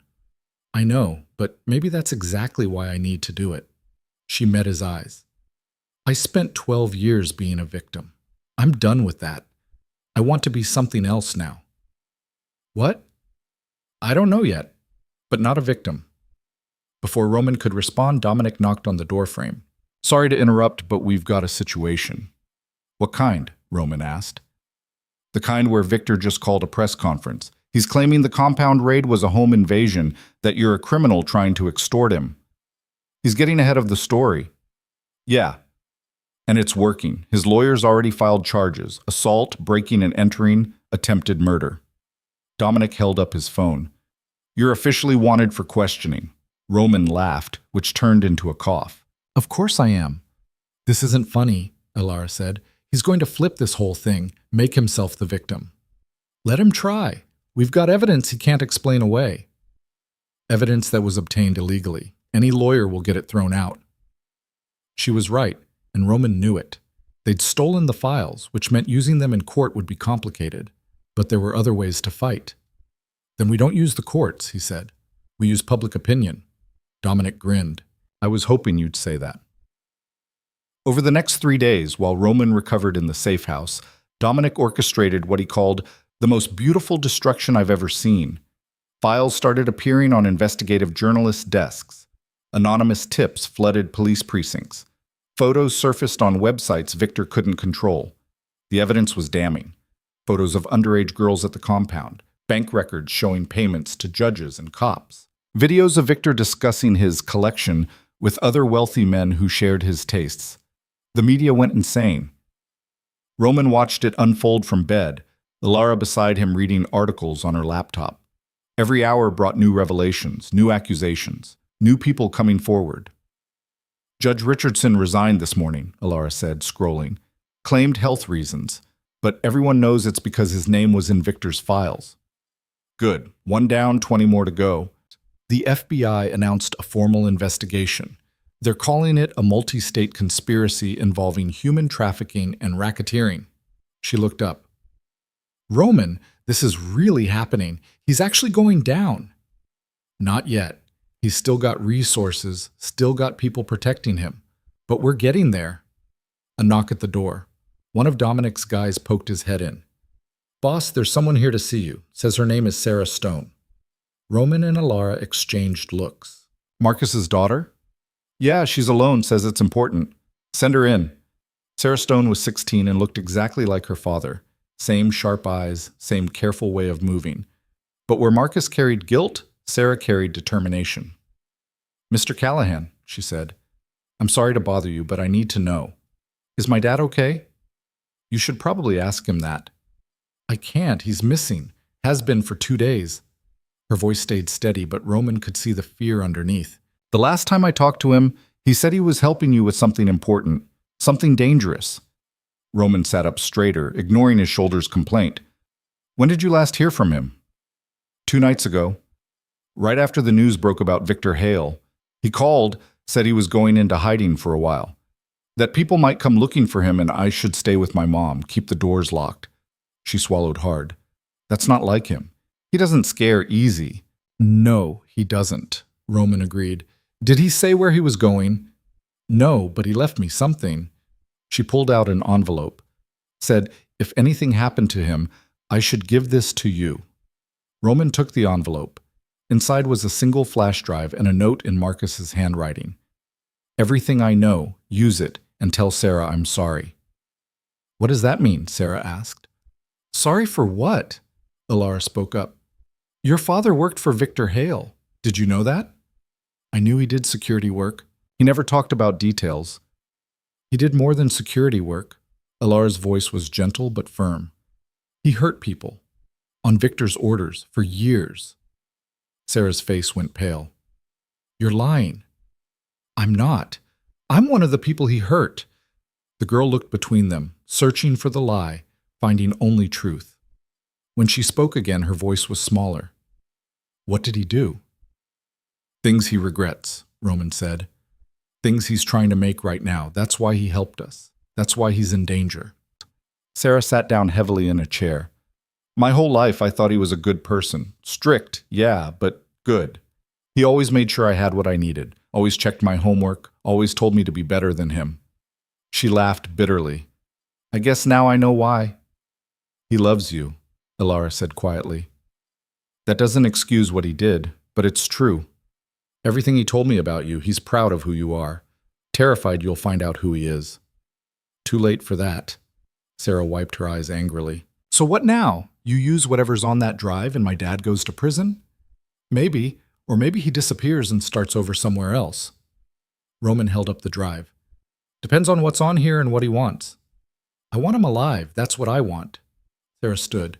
Use the information, do what you need to do. Just, if you can help him get out, help him disappear or whatever, please. He's still my dad. After she left, Roman plugged in the drive. What he found made his blood run cold. Video files. Dozens of them. Marcus had been recording everything for years. Parties at the compound, conversations with Victor, transactions with corrupted officials. He'd documented his own crimes with the thoroughness of someone building an insurance policy or building evidence for prosecution. He knew, Ilara said, watching the videos. He knew someday he'd need this, to protect himself or to bring Victor down. Maybe both. Or to protect his daughter. Make sure if anything happened to him, Victor couldn't touch Sarah. They watched in silence as the evidence unfolded. Victor on camera, discussing the girls he'd acquired. Marcus standing silent in the background, his face carefully blank. Judges accepting envelopes. Cops looking the other way. And then, at the end, a video dated 3 weeks ago. Just Marcus, alone, speaking directly to the camera. If you're watching this, I'm probably dead, Marcus said. His voice was tired. I spent 15 years doing things I can't take back, hurting people who didn't deserve it, becoming someone I hate.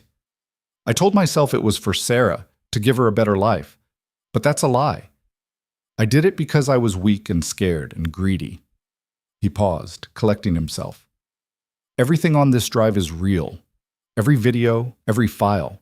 Victor Hale is a monster, and I helped him be a monster. But I'm done. I'm done being afraid, done letting him control me. So I'm giving you everything I have. Use it. Take him down. And if I don't make it, tell Sarah I'm sorry. Tell her I tried to be better at the end. The video ended. Ilara was crying silently. Roman felt something tight in his chest. We need to find him, Ilara said. He doesn't want to be found. He's running. Probably already out of the state. Then we need to make sure he stays gone. Keep Victor from finding him. Why? He hurt you, Ilara. He's the one who gave you those burns, who did Victor's dirty work for years. Why would you want to protect him? She thought about it. Because he's trying to be better, to fix what he broke. That should count for something. Roman looked at his wife, because that's what she was, truly his wife now, not just a political arrangement, and saw the person she was becoming, someone who could hold rage and compassion at the same time, someone who understood that people were complicated, that redemption wasn't clean or easy. Okay, he said, we'll help him if we can.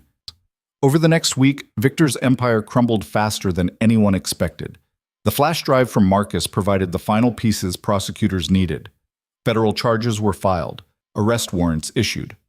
One by one, the people Victor had bought turned on him to save themselves. Judge Richardson flipped first, offering testimony in exchange for immunity. Then 2 police captains. Then a city councilman who'd been taking payments for years, and then the other women started coming forward. Ilara had been right that she could help. She spent hours on the phone with survivors, offering support and understanding that only someone who'd been through it could provide. Some were ready to talk. Others weren't. She didn't push. There's a woman, she told Roman one evening. Lisa. She was at the compound the same time I was. We never spoke, but I remember her. She wants to testify, but she's terrified. What does she need? Protection, and someone to sit with her during the deposition, someone who understands. You want to be there. If she'll let me. Roman made it happen. He arranged security, legal support, everything Lisa needed to feel safe. And when the day came for her deposition, Ilara sat beside her, held her hand, and helped her find the words. Lisa's testimony was devastating. She detailed years of abuse, named names, provided dates and locations. By the time she finished, the prosecutors had enough evidence to charge Victor with dozens of counts of assault, trafficking, and conspiracy. More women followed, each one adding to the weight of evidence, each one another nail in Victor's coffin. Roman watched it all from the sidelines, his shoulder healing slowly. Dominic handled the day-to-day operations, keeping their business running while the city turned itself inside out over the scandal. Victor's lawyers are filing every motion they can think of, Dominic reported, trying to get evidence suppressed, witnesses discredited. But it's not working. There's too much, from too many sources. Where is he now? Still at his penthouse, under house arrest, federal marshals watching him 24/7. Dominic grinned. He tried to run last week, made it to his private jet before they caught him. Guy's desperate. Desperate men are dangerous. Yeah, but he's contained. What's he going to do? The answer came 2 days later. Roman was in the study going through business reports when his phone rang. Unknown number. He almost didn't answer, but something made him pick up. Callahan? Victor's voice. We need to talk. We've got nothing to say to each other. I think we do, because I know something you don't. Something about your wife. Roman's grip on the phone tightened. If you're trying to threaten, not a threat, information. Did you know Ilara's father is planning to testify against her? What? Senator Vance, he's cutting a deal with prosecutors. Immunity in exchange for testimony about his daughter's role in all this. Victor's voice was smooth, poisonous. He's going to claim she was complicit, that she helped me recruit other girls, that she knew what was happening and did nothing. That's a lie. Is it? Can you prove it? A pause. Marcus Vance is going to destroy his own daughter to save himself, and there's nothing you can do to stop it. The line went dead. Roman stood there, phone in hand, rage building. He'd met Senator Vance once, at the wedding. The man had smiled and shook his hand and sold his daughter like property, and now he was going to betray her again. No, Roman said to the empty room. Not this time. He found Ilara in the garden tending to plants she'd started growing. She looked up when he approached, saw his face. What's wrong? Roman told her everything. Watched her face go from confused to hurt to furious. He's going to testify against me, she said flatly. Of course he is. That's what he does. Saves himself no matter who gets hurt. We can fight it. Get ahead of the story. Have you testify first. And say what? That I was there, that I saw things happen and did nothing? She laughed bitterly. Maybe he's right. Maybe I was complicit. You were a child. You were being abused. That's not complicity, that's survival. Tell that to a jury. She turned back to her plants, hands shaking. I always knew he'd do this eventually. Throw me under the bus to save himself. I just thought I'd have more time to prepare. Roman wanted to fix this, to make it right, but he didn't know how. Marcus Vance was untouchable in ways even Victor wasn't, a senator with connections and privilege and no conscience. There has to be something, he said, some way to stop him. There isn't. He's been planning this for years, probably has documentation, witnesses, everything he needs to paint me as the villain. Ilara's voice was hollow. I survived Victor. I survived everything he did to me. But I don't know if I can survive my own father. That night, Roman couldn't sleep. He lay in bed. They'd started sharing the bed properly now, though still with careful distance, and listened to Ilara's breathing. She wasn't asleep either. He could tell by the rhythm. I have an idea, he said into the darkness. About my father? Yeah, it's not clean. Probably not legal, but it might work. She rolled over to face him. In the dim light from the window, he could see her eyes. Tell me. Your father's testifying to save himself. That means he's got something to hide, something the prosecutors want. He's been taking bribes for 20 years. Everyone knows that. Not bribes. Something worse. Something he's desperate to keep buried. Roman sat up. We find it, whatever it is, and we use it to make him shut up. That's blackmail. Yeah. Ilara was quiet for a long moment. Okay, how do we find it? The same way we found everything on Victor. We dig, we follow the money, the connections, the patterns. Your father's been in politics for 30 years. He's got skeletons. And if we don't find anything, then we create something. Roman met her eyes. I told you I'd protect you. I meant it. Your father wants to destroy you to save himself? Fine. But he's going to have to go through me first. They spent the next 3 days digging into Senator Marcus Vance's life. Dominic pulled financial records. Roman reached out to contacts in Washington. Alara provided context, filling in gaps about her father's business dealings and political connections. What they found was worse than expected. Senator Vance hadn't just taken bribes. He'd been involved in arms deals, money laundering, and campaign finance fraud that went back decades. He'd sold weapons to foreign governments the U.S. had sanctioned. He'd taken millions from shell companies connected to organized crime. And he'd used his daughter's suffering as leverage to keep everyone quiet. He knew, Alara said, staring at bank records. All those years, he knew what Victor was doing to me, and he used it, traded access to me for political favors, for money, for power. Roman watched her process this, saw something break and harden at the same time. I'm going to talk to him, she said. Alara, I need to do this, face to face. She looked up. I need him to see what he created, what he did. Roman didn't argue. Sometimes the only way through trauma was straight into it. They arranged a meeting at the senator's office under the guise of reconciliation. Marcus Vance agreed immediately, probably thinking he could manipulate his daughter one last time.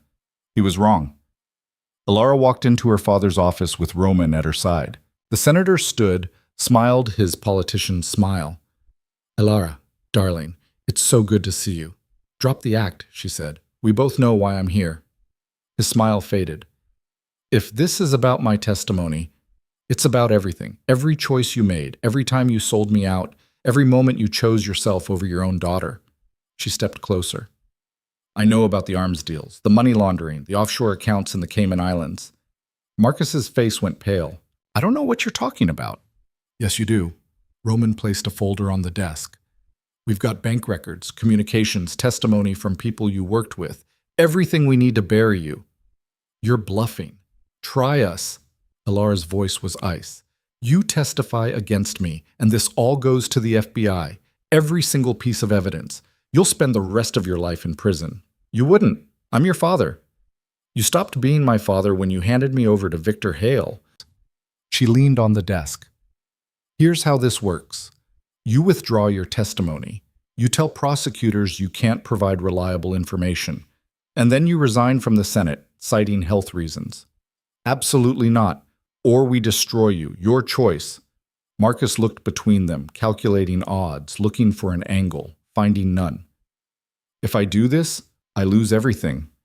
You already lost everything, Alara said. You just haven't realized it yet. And what about you? What do you get out of this? I get to stop being your victim. I get to move on with my life without you hanging over me. She straightened. That's worth more than anything you could ever give me. Senator Marcus Vance stared at his daughter. For a moment, Roman thought he might refuse, might call their bluff. But then something shifted in his face. Resignation, maybe, or just exhaustion. Fine, he said. I'll withdraw my testimony, but I'm not resigning. I've got 2 years left in my term, and I'm going to finish them. No, you're not, Roman said. You're going to resign today, or tomorrow morning every news organization in the country gets these files. You're making a mistake. I have friends, powerful friends, had friends, past tense. Roman picked up the folder. Your friends are too busy saving themselves to worry about you. You're alone, Senator. Deal with it. They left him sitting at his desk, staring at nothing. 2 hours later, Senator Marcus Vance announced his resignation due to health concerns. The news cycle ate it up for about 6 hours before moving on to the next scandal. Alara watched the announcement on TV, her face unreadable. You okay? Roman asked. I don't know. I thought I'd feel something. Relief, maybe, or satisfaction. She shook her head. I just feel empty. That's normal. You just destroyed your father's career. He destroyed it himself. I just made sure everyone knew. She turned to face Roman. Thank you for helping me do this. You did it yourself. I just watched. You stood beside me. That matters. They stood there in silence, and Roman realized something had shifted between them. The distance they'd carefully maintained was gone. They were standing close enough to touch, close enough that he could see the gold flecks in her dark eyes. "Alara," he started, not sure what he was going to say. She kissed him. It was tentative, uncertain, nothing like the practiced kisses at their wedding. It was real and messy and tasted like coffee and tears. When she pulled back, her eyes were wide. "I'm sorry, I shouldn't have—" "Don't apologize," Roman said. "Not for that. Everything's been so intense, and you've been so patient, and I thought maybe—" She stopped, frustrated with herself. "I don't know what I thought." Roman cupped her face gently, giving her every chance to pull away. She didn't. "I thought maybe we could try," he said. "Being married for real, not just a contract. What if I'm too broken? What if I can't be what you need? What if you are exactly what I need?" She searched his face. "You really mean that?" "Yeah, I really do." They kissed again, slower this time, learning each other. It wasn't perfect. Nothing about them was perfect. But it was real. And for the first time in her life, Alara Callahan felt like she might actually be safe. 2 weeks later, Victor Hale's trial began. The prosecution had mountains of evidence, dozens of witnesses, and public opinion firmly on their side. His lawyers fought hard, but there was no defending the indefensible. Roman and Alara attended every day of the trial, sitting in the gallery with the other survivors. Some days were harder than others. Some testimony made Alara shake, made her reach for Roman's hand and hold on like she was drowning. But she stayed. She watched. She made Victor see her there, alive and free and done being afraid. On the 7th day, Victor took the stand in his own defense. It was a mistake. The prosecution tore him apart, forcing him to confront every victim, every crime, every lie. And when they asked about Alara specifically, Victor looked right at her. "She was special," he said. "I thought I was helping her, giving her purpose." Alara stood up. The entire courtroom went silent. "You didn't give me purpose," she said, her voice carrying. "You took everything from me. My childhood, my innocence, my ability to trust. But you know what you didn't take? My will to survive, my strength, my future." "Alara, please, I'm not done." She moved closer. "For years I thought I was nothing, broken, used up. You made me believe that, but I was wrong. I'm not nothing. I'm a survivor. I'm someone who faced her abuser and won. And you're just a sad, pathetic man who thought power meant hurting people weaker than you." Security moved to escort her out, but the judge held up a hand. "Let her speak," he said. Alara turned to address the jury. "He wants you to believe he's untouchable, that he's special, but he's not. He's just a criminal who got away with it for too long. And today that ends." She sat back down. The courtroom erupted in whispers. Victor stared at her, and for the first time, Roman saw fear in his eyes. The jury deliberated for 4 hours. When they came back, the verdict was unanimous. Guilty on all counts. Victor Hale was sentenced to 75 years in federal prison without possibility of parole. He'd die there. Everyone knew it. As they let him out in chains, he looked at Alara one last time. She met his gaze and didn't flinch. "You were right," he called out. "You're not broken anymore." "I never was," she said. "You just made me think I was." Outside the courthouse, reporters swarmed. Roman kept Alara close, shielding her from the cameras. But she stopped, turned to face them. "I have a statement," she said. Roman tensed, but she squeezed his hand. "Trust me," the gesture said. "My name is Alara Callahan," she began. "For 12 years I was a victim of abuse. For 12 years I thought I was alone. But I wasn't. There are other women, other survivors who suffered like I did. This verdict is for them. For every person who was told they didn't matter, that no one would believe them, that speaking up would only make things worse." She paused, collecting herself. "Victor Hale is going to prison. But this isn't over. There are others like him. People in positions of power who think they can hurt others without consequences. I'm here to tell you, we're done being silent. We're done being afraid. And we're coming for all of you." The reporters erupted with questions. Alara ignored them, turned and walked away with Roman at her side. "That was a declaration of war," he said quietly. "Good. Let them hear it." She looked up at him. "I'm not done fighting. Not yet." Neither am I. They drove back to the mansion through city streets that felt different somehow. Lighter. Like something heavy had been lifted. Marcus Stone sent a message 3 days later through an encrypted channel. He was safe, somewhere in South America. Sarah was with him. They were starting over. "Tell Alara I'm sorry," the message ended. "And tell her thank you." Roman showed it to Alara. She read it twice, then deleted it. "He gets to live with what he did," she said. "That's punishment enough." Life slowly found a new rhythm. Roman went back to running his business, though with new rules about who he'd work with and what he'd tolerate. Alara started working with a nonprofit that helped survivors of trafficking, using her experience to guide others through the aftermath of trauma. They learned how to be married, how to fight fair, how to give each other space, how to come together when it mattered. It wasn't easy. Some nights Alara still had nightmares. Some days Roman's work pulled him into darkness she couldn't follow. But they were trying, both of them, and that counted for something. 6 months after Victor's conviction, on a quiet Tuesday evening, Alara found Roman in his study.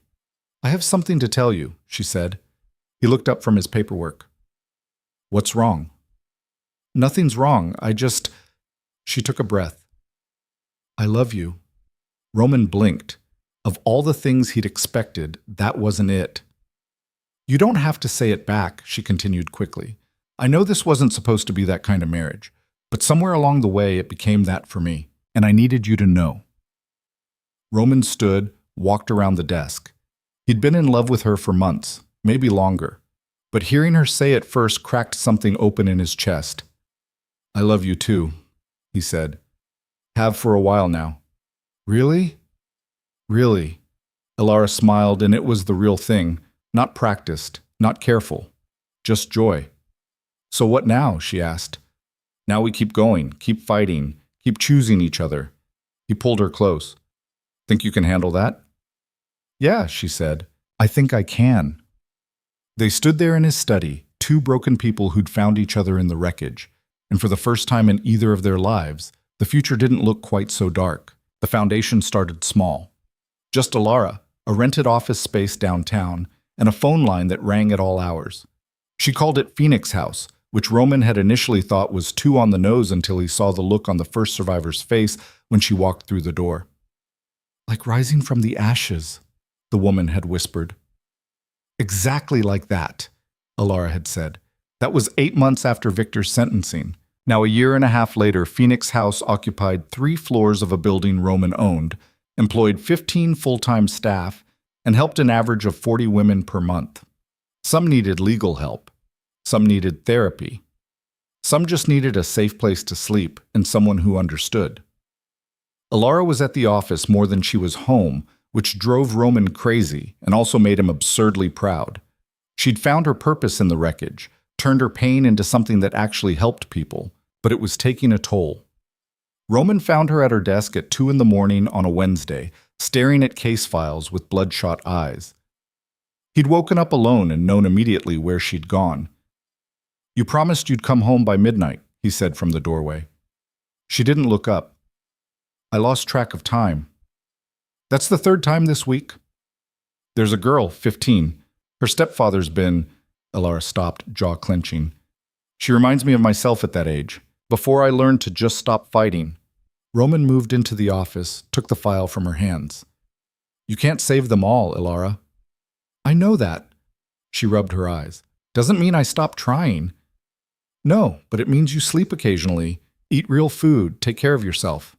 "I'm fine." "You're exhausted." He pulled her to her feet. "Come on, home, now." She didn't argue, which told him how tired she really was. In the car, she leaned against his shoulder and was asleep before they hit the freeway. Roman carried her into the mansion, put her to bed still in her work clothes. She didn't wake up until noon the next day, and even then, she looked wrung out. "I'm burning out," she admitted over coffee. "I know I am, but every time I think about slowing down, I remember how alone I felt, how nobody came to help, and I can't let that happen to someone else. So hire more people. Delegate.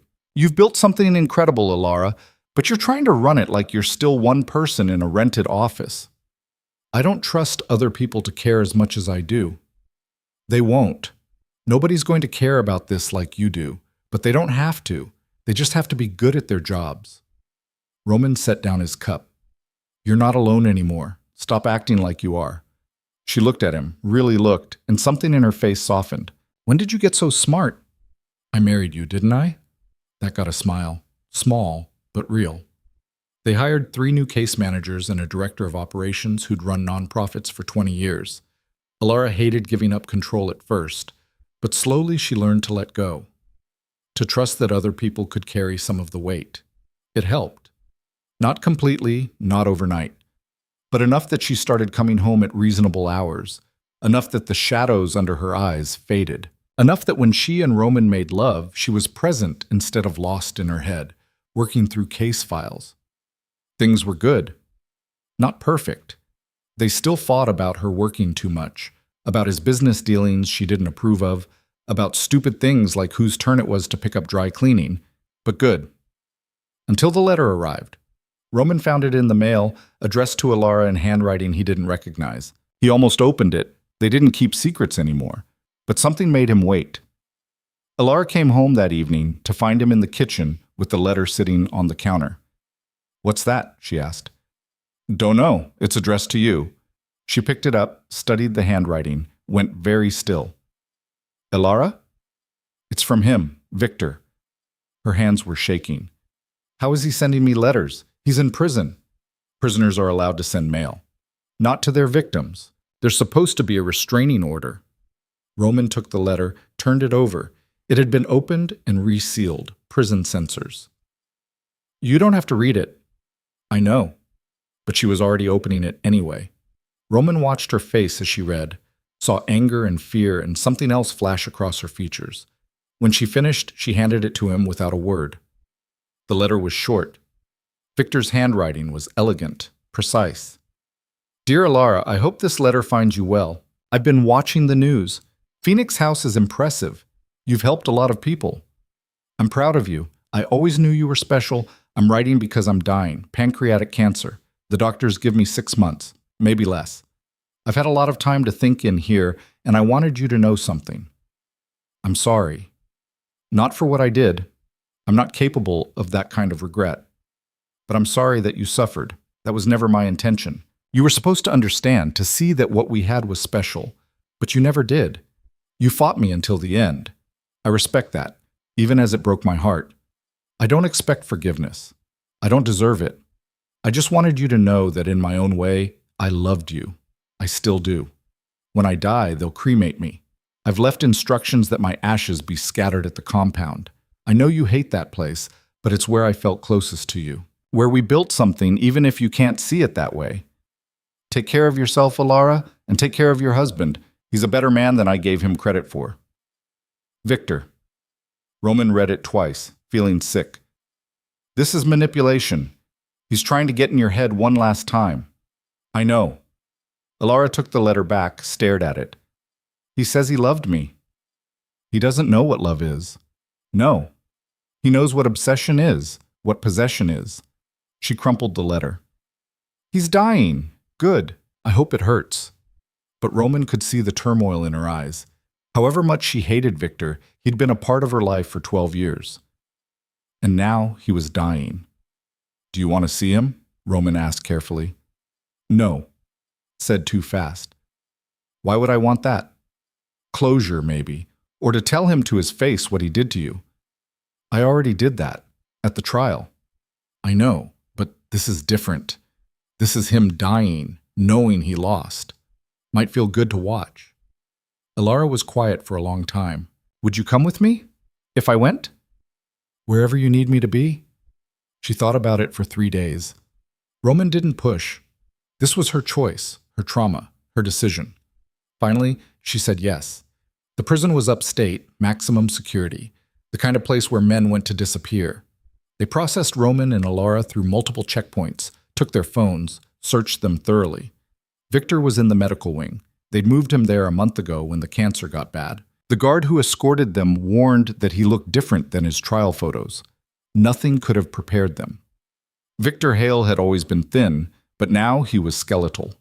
The cancer had eaten him from the inside, left him hollow and yellow. He sat in a wheelchair by a window, an oxygen tube in his nose, looking at nothing. When they entered, he turned. His eyes were the same, cold, calculating, wrong. "Alara," he said. His voice was weak but clear. "You came." "Oh, don't read into it," she said. "I'm not here for you." "Then why are you here?" "To watch you die knowing you lost everything. Your freedom, your power, your victims, all of it, gone." Victor smiled, and it was grotesque on his wasted face. "Is that what you think? That you won?" "I know I won." "You're still thinking about me, still caring what I did to you. That's not winning, darling. That's just surviving." He coughed, a wet rattling sound. "I'm in your head forever. Every relationship you have, every time someone touches you, you'll remember me. I made you who you are." "You're right," Alara said, and Victor's smile widened. "You did make me who I am. You made me strong enough to survive you, made me angry enough to fight back, made me determined enough to help others escape what I couldn't." She stepped closer. "So thank you for being such a complete monster that I had no choice but to become someone better." The smile faded. "You wanted me to come here so you could twist the knife one last time," Alara continued. "Make me doubt myself, make me feel like I'm still yours. But I'm not. I haven't been for a long time. You're just a dying old man who hurt people because you could. And when you die, nobody's going to mourn you. Nobody's going to remember you with anything but disgust."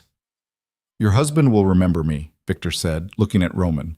"Every time he touches you, he'll wonder if he's doing it right, if he's erasing my mark or deepening it." Roman had been silent until now. He moved to stand beside Alara, took her hand. "I don't think about you at all," he said. "Alara's not defined by what you did to her. She's defined by what she does every day. The lives she saves, the people she helps. You're just a footnote in her story, a bad chapter she's already moved past. Brave words from a criminal who thinks he's better than me. I am better than you. Because when I hurt people, it's people who chose this life, who signed up for the violence. You hurt children, women who couldn't fight back. There's no comparison." Victor laughed, which turned into coughing. When he recovered, there was blood on his lips. "You're all the same, criminals pretending at morality. At least I was honest about what I was." "You were honest about nothing," Alara said. "You hid behind money and power and other people's fear. But in here, all of that's gone. In here, you're just a dying man who nobody visits, who nobody cares about. You cared enough to come. I came to make sure you're really dying, and you are. So my work here is done." She turned to leave. Victor called after her. "Alara, wait, please." She stopped but didn't turn around. "I need you to know something," Victor said. "In my own way, however twisted, I did love you. You were the only person who ever made me feel anything real." "That's not love," Alara said. "That's just you being broken in a different way than you broke me." She walked out without looking back. Roman followed, but at the door he paused. "She's right, you know," he said to Victor. "You're already forgotten, already irrelevant, and when you die, the world's going to be better for it." Victor stared at him with those empty eyes. "Take care of her. She's more fragile than she looks." "She's stronger than you ever gave her credit for," Roman said. "That's why you lost." Outside, Alara was leaning against the wall, breathing hard. Roman pulled her into his arms and felt her shake. "I thought I'd feel something," she said. "Satisfaction, maybe, or closure, but I just feel tired." "That's normal." "He looks so small, so pathetic, nothing like the monster in my head." "That's because he is small, always was. He just had money and power to make himself look bigger." They drove home in silence. Alara stared out the window, processing. Roman let her have the quiet. That night, she woke screaming. Roman was there immediately, holding her, talking her down from the nightmare. "He said he loved me," she gasped. "He actually believes that." "I know. That's not love. Love doesn't hurt people. Love doesn't break them down until there's nothing left." "No, it doesn't." She clung to him, and Roman held her until the shaking stopped, until her breathing evened out. "I love you," she said into his chest.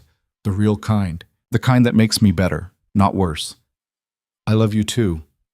Promise me something. Anything. Promise me that when I'm struggling, when I'm drowning in this, You'll remind me that I'm not his anymore, that I'm mine. I promise." They lay there in the darkness, and Roman thought about Victor dying alone in a prison medical wing, about the empire he'd built on pain that had crumbled in less than 2 years, about justice, imperfect and messy, but justice nonetheless. Victor Hale died 6 weeks later. The prison called to inform Alara, who thanked them politely and hung up. "It's over," she said. "Yeah, it is. I thought I'd feel different, relieved or happy or something." "What do you feel?" She thought about it. "Empty. Like I've been carrying this weight for so long that now that it's gone, I don't know what to do with the space it left." "You fill it with something better." "Like what?" "Like living, really living, not just surviving." Alara smiled, sad but genuine. "I like the sound of that." True to his word, Victor's ashes were scattered at the compound. Alara didn't attend. Neither did anyone else. A prison official did it alone, fulfilling the legal obligation without ceremony. The compound itself was seized by the government, then sold at auction. A developer bought it, tore it down, and built affordable housing. Alara had lobbied hard for that, had convinced the city council that erasing that place of horror and replacing it with homes for people who needed them was the right kind of justice. On the day the demolition started, Alara and Roman drove up to watch. They stood on the road as the wrecking ball swung, as the building that had housed so much suffering came down piece by piece. "Good riddance," Alara said. "Amen to that." They stood there until the main house was rubble, until the basement where Victor had kept his files was nothing but broken concrete and buried memories. "I want to build something here," Alara said suddenly. "The developer already has plans." "I know, but what if we bought some of the land, built a memorial for the women who didn't make it out?" Roman thought about it. "What kind of memorial?" "A garden, maybe, with a fountain. Somewhere peaceful, somewhere people can come and remember without fear." She looked at him. "Can we do that?" "We can do anything you want." It took 8 months to negotiate the purchase and another year to design and build the memorial. Alara worked with survivors to create something meaningful, a garden with native plants, walking paths, and a central fountain. At the entrance, a plaque listed the names of known victims, those who'd survived and those who hadn't. At the top, "For those who suffered, may you find peace." At the bottom, "For those who survived, may you find strength." The dedication ceremony drew a crowd. Survivors, supporters, press. Alara gave a speech that made strong men cry and hardened reporters put down their cameras. "This place was built on pain," she said, standing in front of the fountain. "For years, women and girls suffered here in silence, believing nobody cared, nobody would help. Some of them escaped. Some didn't. All of them mattered." She paused, collecting herself. "I stood where you're standing once, broken, terrified, convinced I'd never be whole again. But I was wrong. Healing isn't about becoming who you were before. It's about becoming someone new, someone stronger, someone who takes their pain and turns it into purpose." She gestured to the garden around them. "This memorial isn't about the past. It's about the future. It's a promise that we remember, that we fight, that we never stop protecting those who need protection. And it's a reminder that even in the darkest places, beauty can grow." After the ceremony, people wandered the garden. Some left flowers at the fountain. Others just sat on benches and cried. Roman found Alara by the plaque, running her fingers over the names. "You did good," he said. "We did good," she corrected. "I couldn't have done any of this without you." "Sure you could have. You're the strongest person I know." "I'm really not. I'm just stubborn." She leaned into him. "But I'm getting better, slowly." "That's all anyone can ask." They stood there as the sun set, as the garden filled with golden light. This place that had known such darkness was beautiful now, peaceful, a testament not to what had been, but to what could be built from the ashes. Life continued. Phoenix House expanded to 3 more cities. Alara gave talks, trained counselors, built networks of support for survivors across the country. She was profiled in magazines, interviewed on news programs, held up as an example of resilience. She hated the attention, but understood its necessity. Every time she spoke, more women came forward, more people donated, more change happened. Roman's business evolved too. He started moving away from the illegal side, investing in legitimate enterprises. It was slow. You didn't just walk away from organized crime, but he was trying. For Alara. For the future they were building. 2 years after Victor's death, Alara found out she was pregnant. She didn't tell Roman immediately. Spent 3 days processing, terrified of what it meant. She'd never thought about having children. Never let herself imagine a future that normal. But sitting in the bathroom with a positive pregnancy test, she realized she wanted this. Wanted to bring something good into the world. Wanted to prove that cycles of violence could be broken. She told Roman over dinner, just blurted it out between the salad and the main course. "I'm pregnant." He dropped his fork. "What?" "Pregnant. As in, there's going to be a baby in about 7 months." Roman stared at her, processing.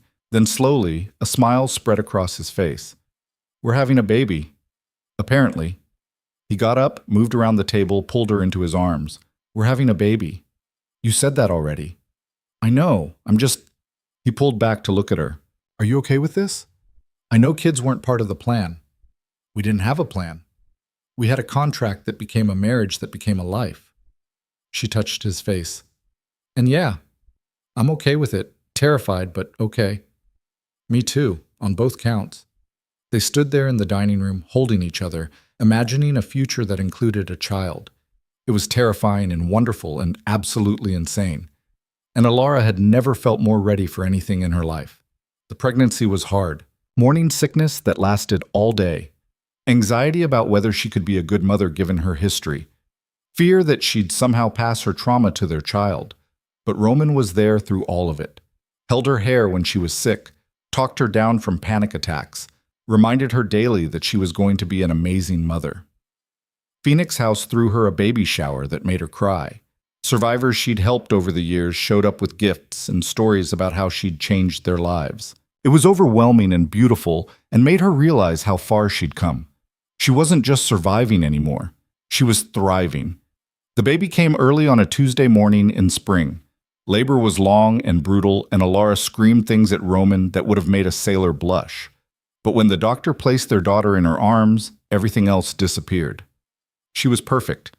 Tiny and red-faced and screaming, but perfect. "What should we name her?" Roman asked, looking at his daughter with wonder.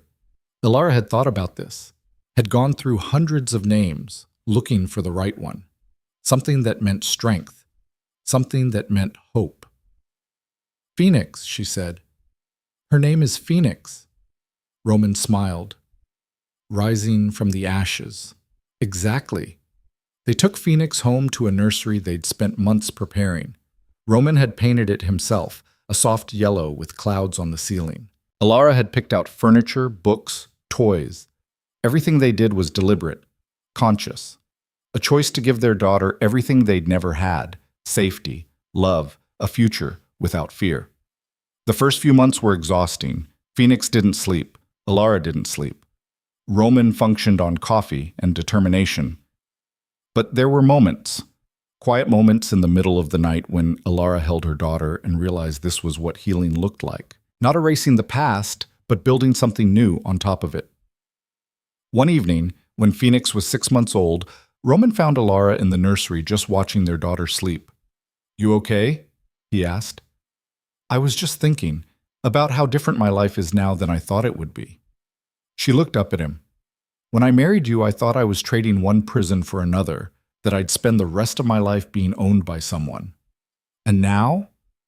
Now I know what freedom actually feels like. Real freedom. Not just the absence of abuse, but the presence of choice." She stood, moved to him. "You gave me that. You and Phoenix and all the work we've done. You gave me myself back." Roman pulled her close.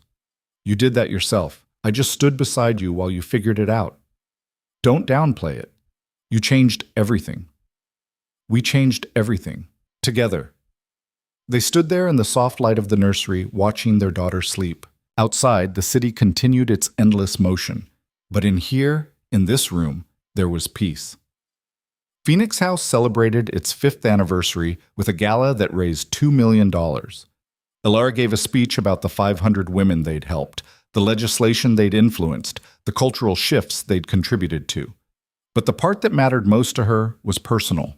3 women stood on stage with her, survivors she'd worked with in the early days who'd gone on to become advocates themselves. "This is what victory looks like," Alara said, gesturing to them. "Not me, them.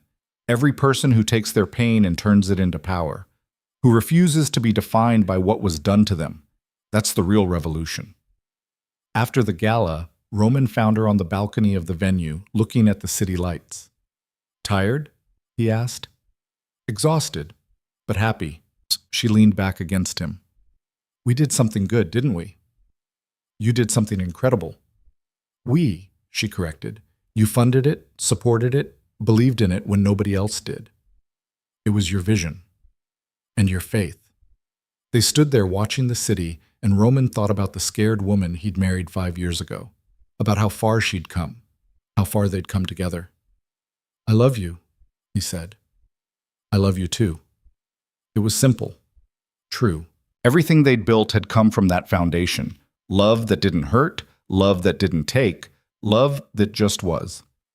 Phoenix grew into a toddler, then a child. She had Alara's dark eyes and Roman's stubborn streak.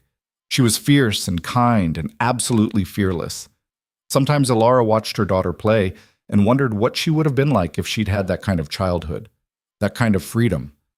But she didn't dwell on it, couldn't. The past was gone. The future was what mattered. On Phoenix's 5th birthday, they took her to the memorial garden. It was the first time Alara had brought her there. "Mommy, what is this place?" Phoenix asked, running between the flower beds. "It's a place to remember people who were brave," Alara said. "People who survived hard things." "Like you?" "Yeah, baby, like me." Phoenix studied the fountain, the plaque with all the names. Why did bad things happen to them? It was the question Alara had been dreading. How do you explain evil to a 5-year-old? "Sometimes people make bad choices," she said carefully. "They hurt others because they're broken inside. But the people who got hurt, they didn't let it break them. They became strong instead." "Are you strong, Mommy?" "I'm trying to be." Phoenix hugged her legs. "I think you're the strongest person ever." Alara picked up her daughter, held her close. "You make me strong. You and Daddy.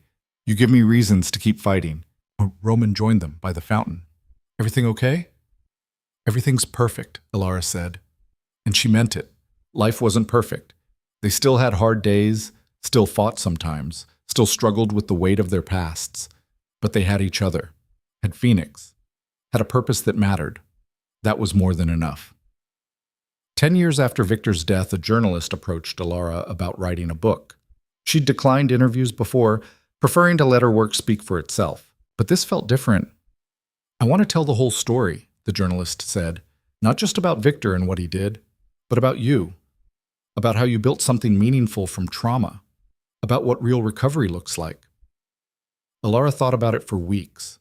Talked to Roman, to her therapist, to the other survivors. Finally, she said yes. The book took 2 years to write. It was brutal, dredging up memories she'd worked hard to process and move past. But it was also cathartic. Putting her story into words, owning it completely, felt like a final step in reclaiming herself. When it published, it became a bestseller almost immediately. Not because people wanted to read about her suffering, though there was some of that, but because they wanted to read about her healing. About how she'd taken the worst thing that ever happened to her and turned it into something that helped thousands of others. She did a book tour, spoke at universities, conferences, libraries. Every event ended the same way. A line of people wanting to tell her their stories, to thank her, to ask for advice.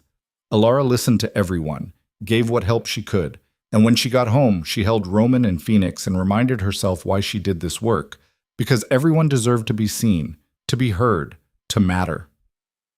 One evening, 15 years after their wedding night, Roman and Alara sat on their balcony watching the sunset. Phoenix was at a sleepover. The house was quiet. "Do you ever think about how this started?" Alara asked. "That first night when I asked you not to touch me." "Sometimes." "Why?" "Because I never imagined this is where we'd end up. That the marriage my father sold me into would become the best thing that ever happened to me." Roman took her hand. "You made it the best thing. You chose to trust me. To let me in. That was all you." "We chose each other," she corrected. "Every day we keep choosing each other." "True." They sat in comfortable silence, watching the sky turn from orange to purple to black. 15 years. 500 women helped through Phoenix House. One daughter who'd never know the fear her mother had lived with. One marriage that had started as a contract and become a partnership built on love and respect and shared purpose. "Roman?" Elara said softly. "Yeah? Thank you. For everything. For seeing me when I was invisible. For believing in me when I didn't believe in myself. For standing beside me instead of trying to save me." "You're welcome, but Elara..."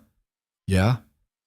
Thank you for letting me, for trusting me with your story, your pain, your future.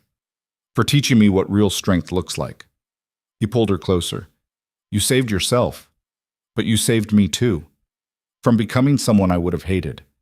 She kissed him, slow and sweet. "We're pretty good at this." "At what?" "Being married, being partners, being us." Roman smiled. "Yeah, we really are." They stayed on the balcony until the stars came out, two people who'd found each other in darkness and built a life in the light. The road had been hard, brutal sometimes, but they'd walked it together, and that had made all the difference. Elara Callahan had started as a victim, became a survivor, and ended up a warrior. She'd taken her trauma and transformed it into purpose.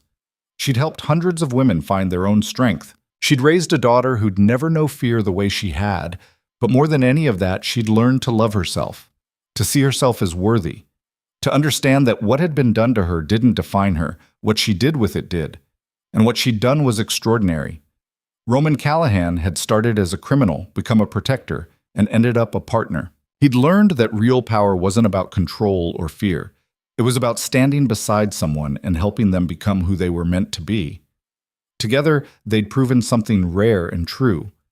Love isn't about rescue, it's about choice, about showing up every day and choosing each other, choosing growth, choosing to build something better than what came before. They'd risen from the ashes, both of them, and they'd done it together.